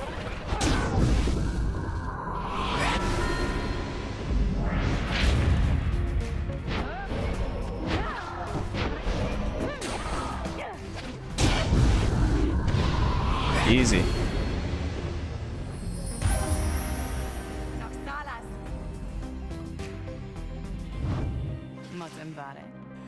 There now, is everybody happy? Oh, happy as can be, my doubtless pretty harp. So good of you to ask. On top of that, your performance was sufficient and you passed my test. You have my congratulations, both to you and your lovely reader. Now, be gone from here before I have any second thoughts. Now she'll get a talisman. Hey, what's up, man? How'd the tournament go? Is it still going on or did it end? I was kind of sad I had to miss some of it, but... My, that Sandra sure could use a massage or something. So angry, isn't she? Well, that's what happens when you're in prison for 840 years, Pamitha. Say, what's that you have there, darling? Triesta's plume. While flying, after dousing the adversary's pyre, Pamitha may instantly return and deals 3 damage. That's nice. While flying, so I have to douse while flying and then it does it, I guess. Damn, I'm not surprised by that. That was a pretty scary team. That's just like they just got so much money for basically doing nothing except promoting PUBG. I mean. So it was 6K per victory, split 4 ways. So they got 1530, 4500, plus they doubtless had the most kills. So that's another however much. They got like 6K each. Yeah, that's nuts. Just for playing in like a fun tournament. She's pushing you away as she did before. Perhaps I ought to cease my services to you, if you insist on disrespecting my wishes thus. Would that sound good to you, O reader? Imagine, not having access to the loathsome trinkets which I grant to you. Imagine those idiots of yours having to get by without my tutelage. I can imagine it just fine myself. I was once a weapon used to kill an emperor. Attempt to kill him anyway. Now I am once again a tool being exploited, soon to be discarded. Go on then, leave me be. Go about your business and let us pretend we do not know full well how this shall end between us.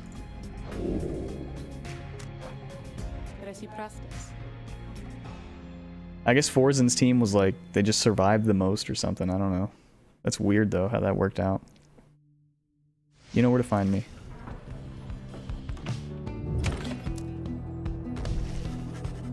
Having completed the post-flight inspection, you and Jadario visit the monument of Golgothanian here in Emperor's Fall. You scribes are quite predictable. The others were naive to think our opportunities at freedom were indefinite. So now we have to make the most of every chance, is that not so? I fail to see how that is any different from before. Soon she... Which team was Forsen's? I never caught like what his team's name was. Soon she has finished paying her respects. You return to the wagon in silence, feeling as though Golgothanian has shown you favor. You soon shall ascend the mountain, though there is time now to pursue your vocations. So I can't study the book anymore, I got all those. The specimens? Okay, I thought so. That sounds like a Forzen meme that I heard somewhere. Jadario seems to be fidgeting with her horns. Blast these wretched things, reader. Have you any inkling as to how unwieldy they become with age? I long for the days when the wound in my leg was chief among my bodily concerns. I think they look pretty cool, to be honest. You find it difficult to imagine Jodariel without her stately horns. You express regret her horns yet cause her discomfort, though note you think that they look very good on her for whatever consolation that provides. It is fortunate that my perpetual discomfort is of benefit to you. 10 years or so into my stay within this blasted place, I first felt protrusions from my skull. They remained hidden by my hair for quite some time, but I knew that would not last. We all heard much of demons in the Commonwealth. Sinners, rightfully exiled, would assume their rightful form. Thus, when my horn started to sprout, I took it as an indication that perhaps this was indeed the fate I deserved. She trails off a while. I know somewhat better now. Anybody of our kind left down here long enough and left alive becomes like this. Something in the climate? Difficult to say. A disease of sorts, but not a deadly one. If anything, the opposite. If we live long enough, then we live longer still, like this, extending thus our sentence into exile. Sometimes I think, if these horns are here to symbolize my sins, then surely they are going to recede if I ever return. You're about to find out. On nights when these damned horns prevent my sleep, my thoughts inevitably stray to that hopeless idea, a naive hope which never leaves, despite prolonged attempts to rid myself of it. Horns are not worth the trouble, reader. She nods wryly as she heads out into the afternoon. Let's mentor.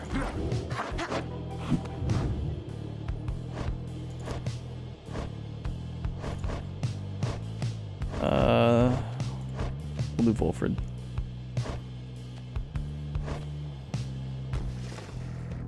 Certainly, I would appreciate your point of view. You and Volfred go over his understanding of his aura. In exile's wrongdoings manifest during the rites as an aura. Contact with an opposing exile's aura banishes the trespasser from this plane. And its connections to his presence, both physical and spiritual. The discussion proves informative. You know, Austin, this game is giving me a huge throat workout. I'll tell you that. I always try to bear in mind that together our auras grow even stronger.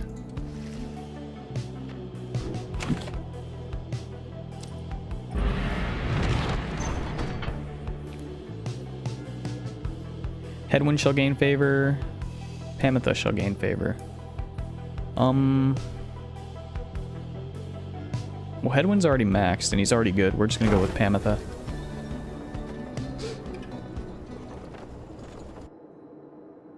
Hey, what's up, Jay?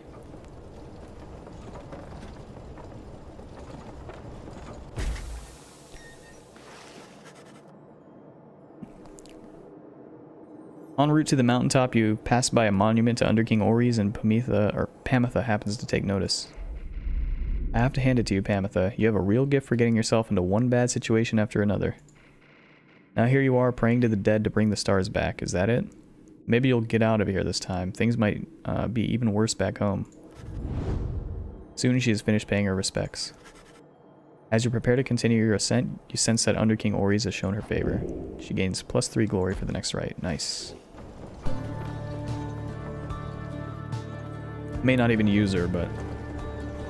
In fact, yeah, I won't use her. I need to level up the other guys. You and your fellow exiles gather at the foot of Scribe's Gate. Greetings to you, Celeste. I see the exiles of the Nightwings have returned, even as the cycle of rites begins drawing to a close. The Nightwings accept this as the will of the scribes. The Gate Guardian laughs at this, softly for some reason. And you, Tarek, do you accept their will as well? But the lone minstrel does not answer her. It is no matter. Now, Nightwings, each of you come forth and state what it is you seek. One by one, the Nightwings declare themselves. You all pass through as before? Ooh, this one's interesting. When Volfred takes his turn, Celeste stops him. You. I see you wear the raiments once again. Explain. The cycle of the rites is ending. While I do not know exactly why, I have my fears. One of my contemporaries, he who fell from the summit long ago, he lives, and seeks his liberty again. He stands against us now and believes his triumvirate to be the true Nightwings. A splinter faction from the scribe's most favored triumvirate, led by the demon Orlek. I remember well the contemporary whom you mean. Then the Nightwings stand divided. Yes. And so I wear the raiments once again, in case that it may help to right this wrong. For I am Bulford Sandalwood, and I seek liberty for each of us, so that one day we all might stand shoulder to shoulder on the other side and bring our freedom to the people there. She considers Wolford's words for a moment. I see. Then move along. The guardian of Scribes Gate regards you all, and then she beckons you onward. The 8 scribes bid the Nightwings welcome. Go forth with glory. Celeste? What is it, Tarek? The will of the scribes. Long have we both followed it. I think you would agree. In equal measure has it drawn us close as separated us. But, if their aim now is to keep us apart for another age or longer, then no, I do not accept their will. Oh, there's history between these two. You blaspheme, Tarek, and at the gate no less. But the lone minstrel simply puts his hat back on. Then may the scribes themselves admonish me. Until tomorrow night, Celeste. He's gotta be the traitor.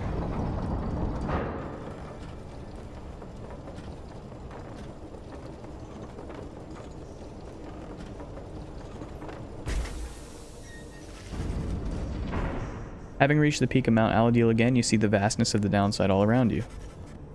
It leaves you deep in thought regarding which of your companions ought to go free this night, as Tizo did the last time.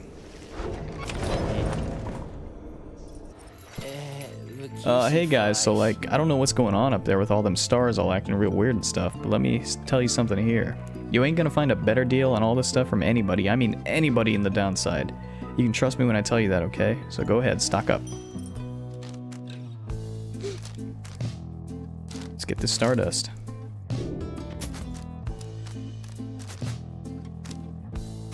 We gotta put this on Hamatha. We'll give her one of these as well.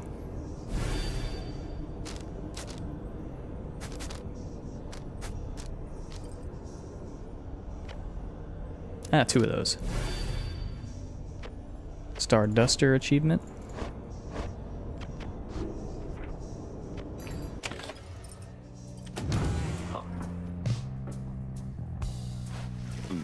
Wolford looks up as you approach and smiles. I never thought that I would say such things, my boy, but it is good to wear the raiments and the rights once more. The march of time does have a way of healing certain hurts. Besides, the Nightwings of today, we are a very different beast than the Triumvirate which took me in almost a decade ago. Ours was a Triumvirate of exactly 3. Well, 4 with Tizo, who proved to be an exception, though historically the Nightwings never took on more exiles than needed. I have mentioned my predecessor, Brighton, and my former companions, Erisa and Orlek. Perhaps naively I had hoped my time with them would not be relevant directly to what we now attempt. But, seeing as our stories are now intertwined, do let me know if there is more you wish to learn of them. Sure. Brighton. You inquire about Brighton, who you understand was liberated prior to when Wolford first joined the Nightwings. I never met Brighton in person, but I know him rather well by now, though for that matter, my boy. So do you. He studies your reaction for a moment, then. Brighton was born wealthy, but not special otherwise. You would have no reason to have heard of him. He was exiled for negligent misconduct. I do not know exactly why and do not care for spreading rumors. I first heard of him through Erisa and Orlek, who found in me a suitable replacement following his liberation. They spoke little of him. Orlek gave the impression they did not see eye to eye, but he assured me I soon would hear from him myself. Indeed. As I became accustomed to the book, oh, he's the voice, isn't he? Which you know well by now, I soon began to hear the voice. Wolford looks at you as if to see if you yet take his meaning. You see, my boy, after Brighton's liberation, he assumed a new identity within the Commonwealth, and a new responsibility to the Triumvirate which liberated him. That voice you hear from time to time, whensoever the stars align, it's his. He's no longer Brighton. He is now none other than the Archjustice Androboles the Ninth himself. Ooh, wow. Liberated exiles retain certain burdens to their old triumvirates. They have much to thank them for, not just their freedom, but their exalted status in the Commonwealth. The theocratic rulers of the Commonwealth, they do not wear masks and raiments simply for the sake of ceremony. They are not who they appear to be. Their public pasts are nothing but a fabrication. Like Brighton, they once were exiles too. Brighton, that voice. He has no love for either one of us by now. He knows full well what we attempt to do, yet he is bound by the traditions of the rites. He shall always stand on ceremony and complain, but I think he knows deep down that he is powerless. How ironic that one of such high status in the Commonwealth should be so frightened of some long-forgotten exile such as we. Anyway, that's Brighton for you. He must have seen in you the potential to be one of his staunch supporters for a time. If that's a path you'd want to pursue, I should apologize. Now then, whom else should we talk about? Erisa? You ask about Erisa, who you understand betrayed Orlek at the moment of his liberation, but then perished in the Shimmer Pool. I'm afraid you know the brunt of it, my boy, but I suppose you ought to know something of Erisa's past, lest you be quick to judge her solely by her actions. Mind you, I would never make excuses for the terrible choice she ultimately made, but her life, I understand, was very difficult. Erisa had been exiled for the foulest of acts. You can see it plainly branded on her face. Such was the heinousness of what she did in the eyes of the Commonwealth. She was an apprentice blacksmith in her youth, taking up the post left by her brother. He had fallen in battle on the blood border despite wielding their father's own lance and armor. Her father never quite recovered after this, and had grown cruel and detached. It was Erisa who took the brunt of his fury. He expected the impossible of her. One day it was all too much for her, so when next he lashed out at her, she struck back. She struck back again and again and again. When they came for her, her father was gone and she was not herself. She was promptly cast into the downside for the crime, where her hatred of the Commonwealth only grew. Erisa always was intense in her demeanor, haunted by her father's memory. More than that, her chief motive for wanting back her freedom was, in hindsight, not a healthy one. She longed to join our nation's enemies, to build for the Highwing remnants a great siege engine that could shatter the defenses of the Commonwealth and forever end our feud. What she ultimately did to Orlek, it was an act of pure and thoughtless desperation. I do not think that it was simply evil, nor do I think that it was personal. I often wondered, though, if, in her final moments in the Shimmer Pool, she understood what she had done, and the depths to which she had fallen. For years I must admit I hated her, but now, my only hope is that she found a peace untenable during her relatively short life in the downside in the Commonwealth. Furthermore, I hope the life of Erisa offers some perspective yet to those of us who have not made the same mistakes. Now then, was there something else? Orlek. You ask about what Orlek was like when he and Wolfred first became acquainted. Wolfred remained silent for some time. I was very, very sick, you know, when I first landed in the downside. The long trip down the river must have been a little much for me. It was Orlek who found me. He could not have known of my capacity to read before he revived me. He was a physician, intolerant of the sight of suffering of any kind. Not just any physician, mind you, a gifted, highly decorated one. He served on the front. Back then, skirmishes erupted frequently, and those such as Orlek, they had to deal with many casualties on either side. In time, he said he grew repulsed by what he saw. This sowed in his heart a yearning for an end to all the bloodshed, so he tried to use the status to negotiate a treaty with the Highwing remnants. It must have gone about how you'd expect. He was given direct orders to return to the front, but when he refused to soil his hands again, they cast him to the downside. Here he gained the notice of the Nightwings, and before long he grew to be one of the finest Reichs conductors anyone had ever seen. He was instrumental in the liberation of his companions, whose roles in the triumvirates were later filled by Erisa and me. In time, Orlek's own opportunity for freedom had come up. He longed for it, so that, with his exalted status, he might stand a better chance of negotiating peace. However, on the evening of his liberation, well, you know the story from that point. Wolfred breathes a heavy sigh. He and I were kindred spirits for a while. I could not bear to think that he was gone. And now, I still cannot entirely believe that he is back. He is our adversary now, transformed, grown cold. Still, part of me is happy that he lives.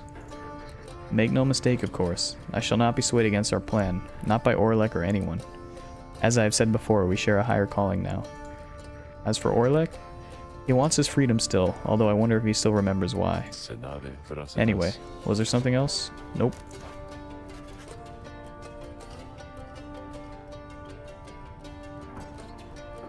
You bid Wolfred a good afternoon and leave him with his memories. My pleasure, reader. Reflecting on the past from time to time helps demonstrate how far we've come, yet how much farther we have yet to go.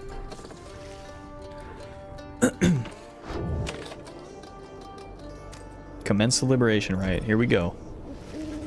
Once more you've gained the fall of Solium, where one among you may go free. But first you shall have to prevail against the withdrawn.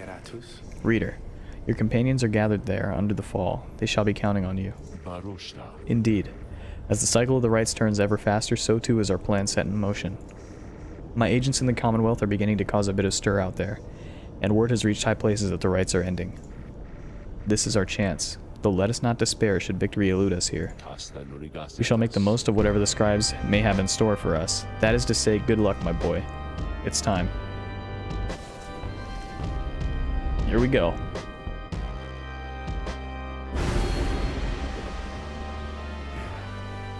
Your adversary's pyre shall recover up to 5 each time they douse your pyre. That won't happen a lot. The locket. Easy.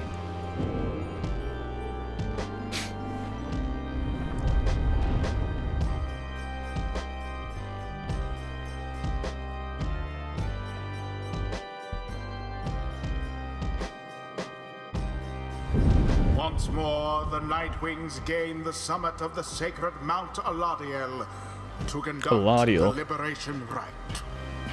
Even as the stars themselves abandon you. Make good upon these final opportunities, reader.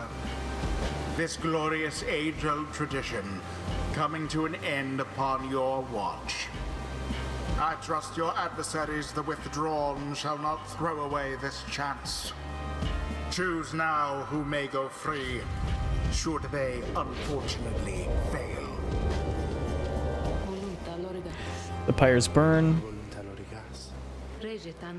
Then anointed one of the withdrawn, come forth now. Udmild appears. We're known to be Witch Udmild, our adversaries. They are nothing to us, or the one we serve. Ye all shall be devoured in the coming age, an age of strife, brought down by the fell wings and many-seeing eyes of Islok the Astralborn. Yeah, you say the same bullshit every time. You speak blasphemy upon this sacred site, Udmild. If you value your liberty, then I suggest you cease your mockings of the scribes. The scribes. They failed to stop Islak, and he shall rise again. As for ye Nightwings, ye are of no consequence in Islak's grand design. She dons her mask once more. Soon we shall return unto the land which Islak shall usurp, where we shall offer him our blood and that of many, many others. Creepy. Nightwings, your decision. On whose behalf you shall conduct the liberation rite. Reader, I would ask that you choose wisely, but I'm sure you know no other way. And you prepare your song, Tarek. Of course, Celeste. Your turn, Jadariel. Intend to liberate.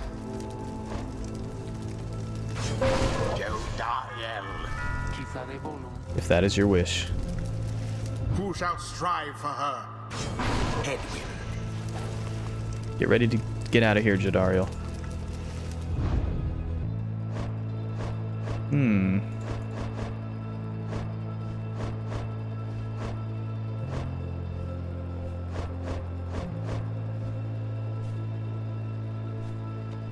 We'll go with Pamitha. She's really good, I think.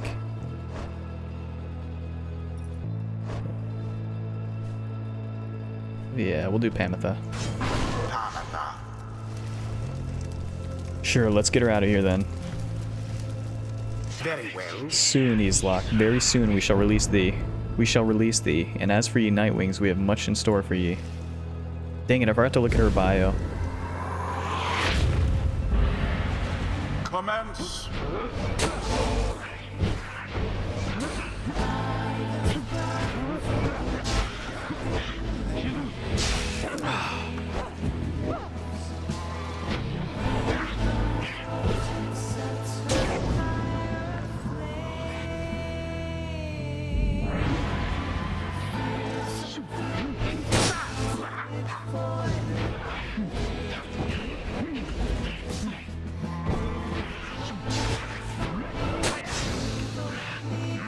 Oh my god, I dodged that on accident.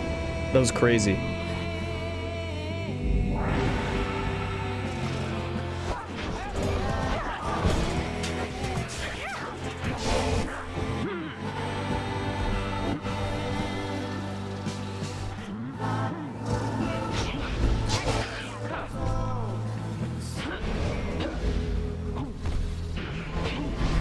Damn it.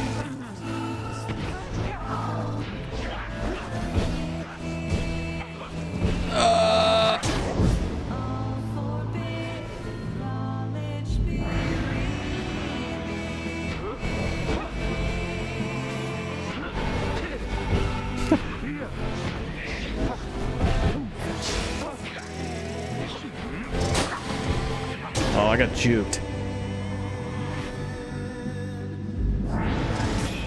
Easelock, we invoke thee, for we seek thy ancient strength. Befoul our enemies within thy blood. Damnation to the Nightwings, damnation to the scribes. The invocation of Easelock. Your adversary, which Udmild's curse, shall summon forth dark pools of banishing ichor wheresoever any exile is banished here this night. Well, this won't take long, so...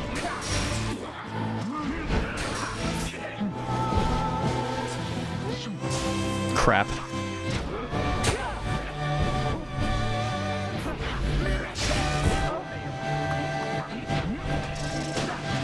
Dang it.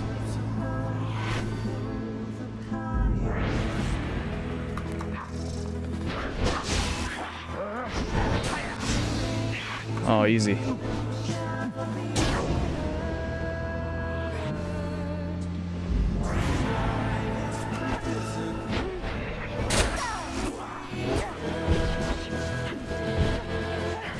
Got him. There it is, at last. The Nightwings proved their worth. An outcome which left little room for doubt.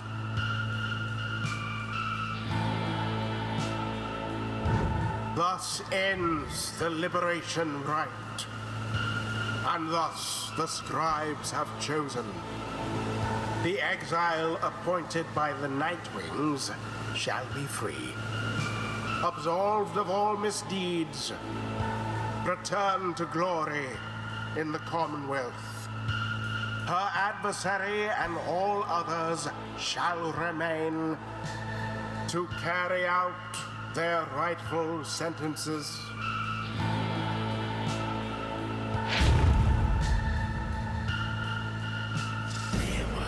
Know that this affront against Easelock has been recorded, and his vengeance shall darken the skies. Yeah.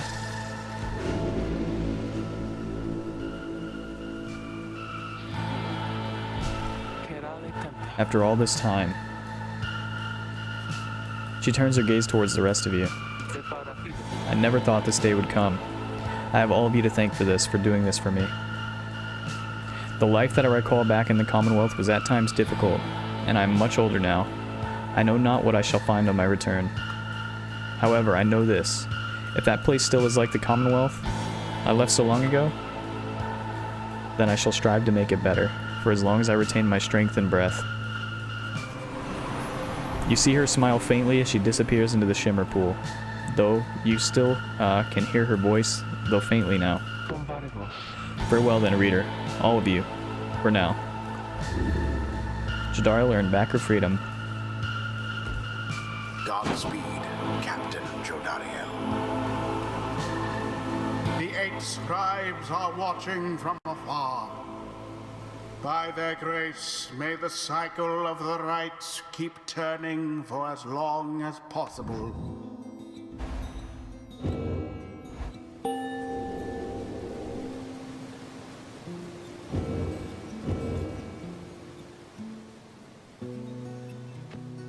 Until the turning of the stars, farewell.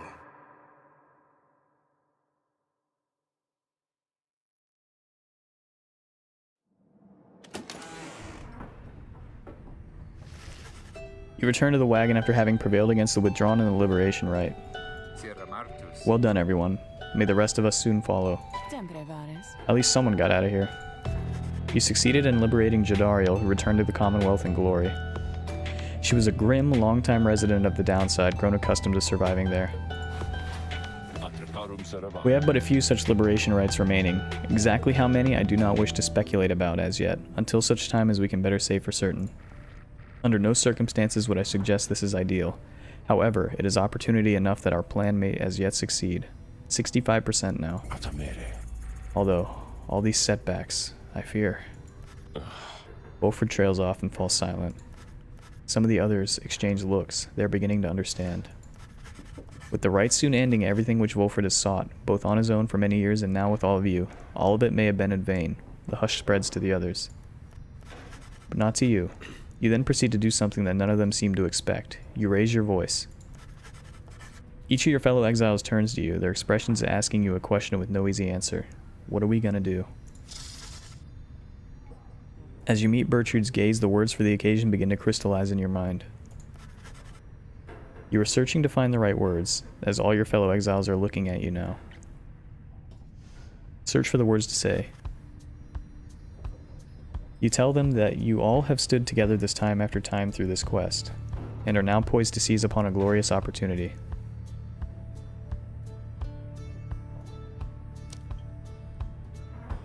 You tell them that you are not going to mince words with anyone here, because by now each of you knows each other well. I don't know which one's to pick. Oh, interact to consider a different way to put this, okay. You tell them that you all have struggled to have come this far across the downside through many challenges which you have faced, only to reach this low point in your journey. You tell them that you all have stood together from time to time through this quest and are now poised to seize upon this glorious opportunity, and think only a hollow fool would turn back now, and are now poised, I like this. Your path to freedom still is laid bare before you all. True freedom is not waiting for you in the Commonwealth.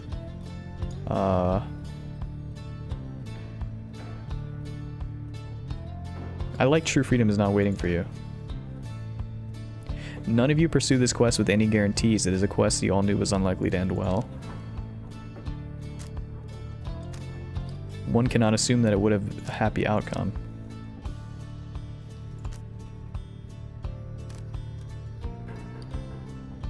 I like this. Meanwhile, the stars themselves are shining on for you. All of what transpired cannot be mere chance. You all now have a divine duty to uphold. I like that, just the way it is. We'll see. The Commonwealth is already in upheaval. There you have unfinished business to conduct. You have to resist the forces that would crush you. I like that too. But something far more vital is at stake. You see the imminent conclusion of the rites as a sign. It is a sign that the world is changing. That's good too. These are all good.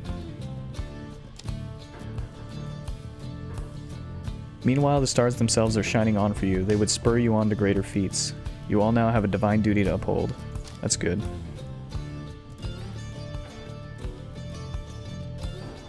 This is like fight back against the depression or whatever, I guess. The Commonwealth is already in upheaval. There you have unfinished business to conduct. The injustices committed on the other side cannot continue.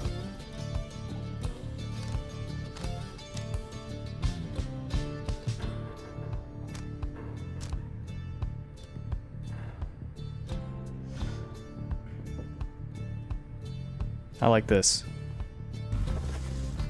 You now have this opportunity to live with purpose for your people, for all those who shall live on.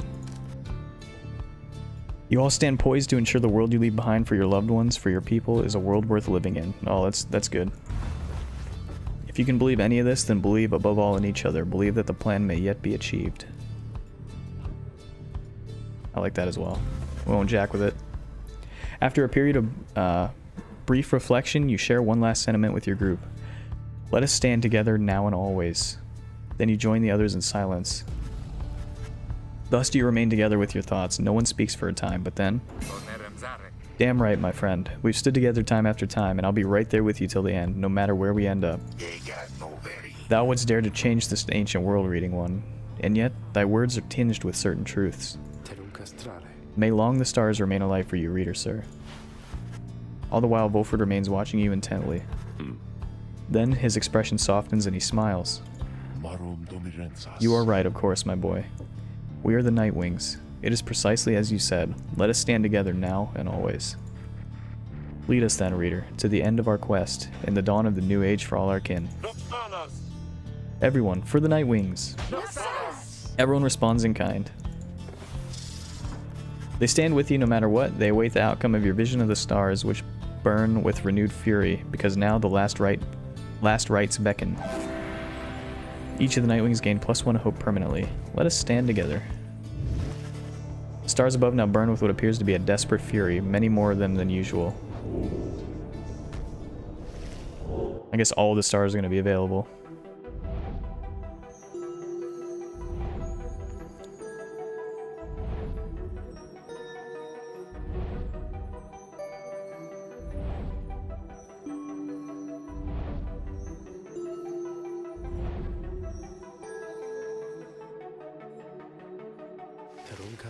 The stars of the 8 scribes, they shine together now as one. The lone minstrel draws breath as though surprised by what he sees. He backs away and averts his eyes. This is another sign the rites are soon to cease. Few chances yet remain to confront the adversaries you have met during your journey. 2 more rites till the next liberation. The stars continue to vanish. There cannot be many opportunities at liberty remaining. The others grow anxious. Not all of them shall make it out of here.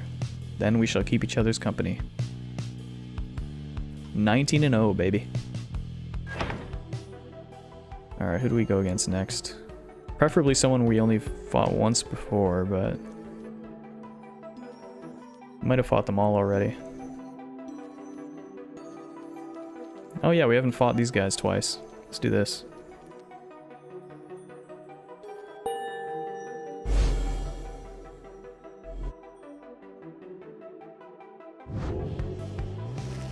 The stars revealed to you a path towards the nest of Trista, where the rites shall soon continue. Come morning, your travel shall continue, for now everyone needs rest.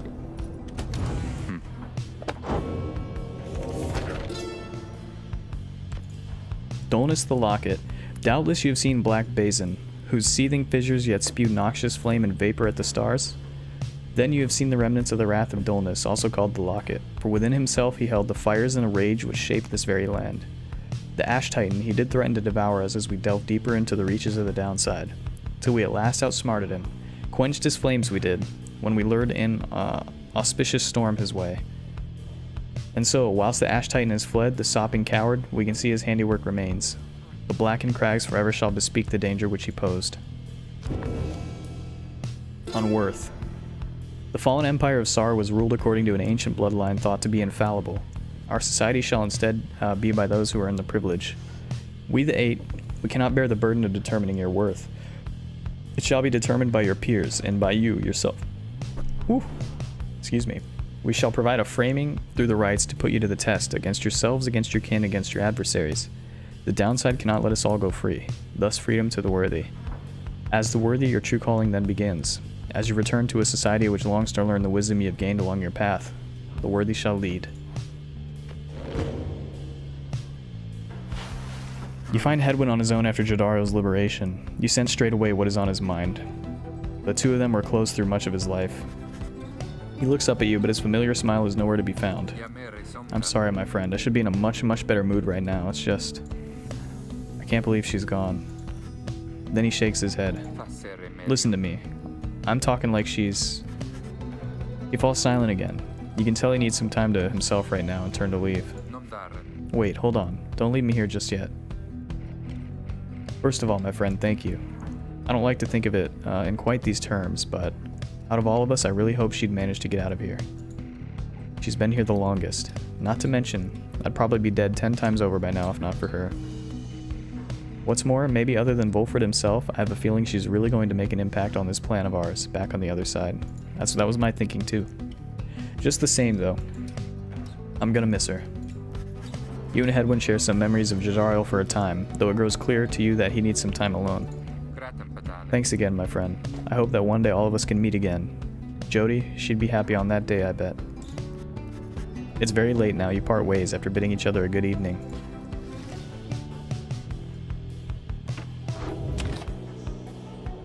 Continue.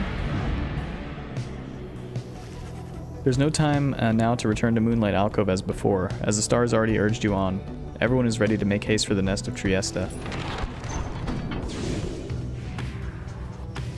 Volfred approaches as you fly above his hidden lair at the Moonlight Alcove.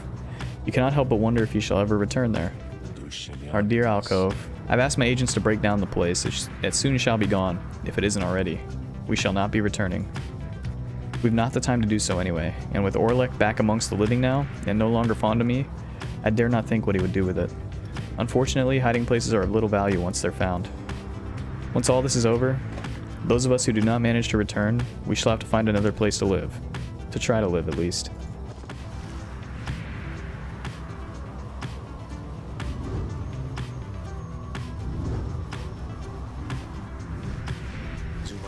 The unmistakable remains of Zilvius Horse-Headed, which protrude from the ashen fire there below.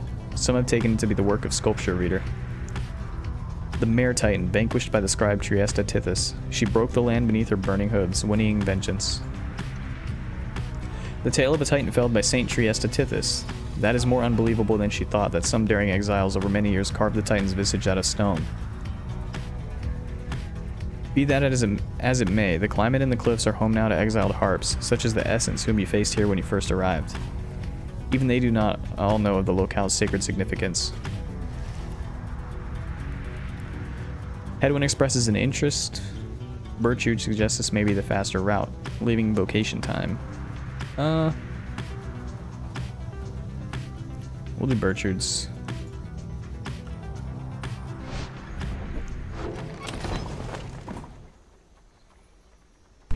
Okay, and that's going to be where we stop for tonight. Freed Jadariel.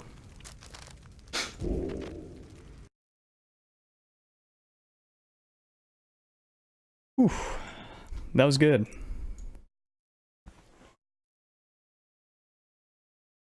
So, thanks to you guys who stopped by and watched for a bit. Austin J, appreciate that if you guys are still hanging out. Really do. GG's, we did some work. We're getting pretty close to the end of this game, I think. So after this game finishes, we're going to move on to our Mario Great Games playthrough thingy. So yeah, again, we're going to play Super Mario 64, and then Super Mario Sunshine, and then both Galaxies. Back to back to back, and that'll be awesome. All like the best Mario games. Like the best 3D platformer Mario games, at least. That should be a lot of fun. But we gotta finish Pyre first, which we'll do.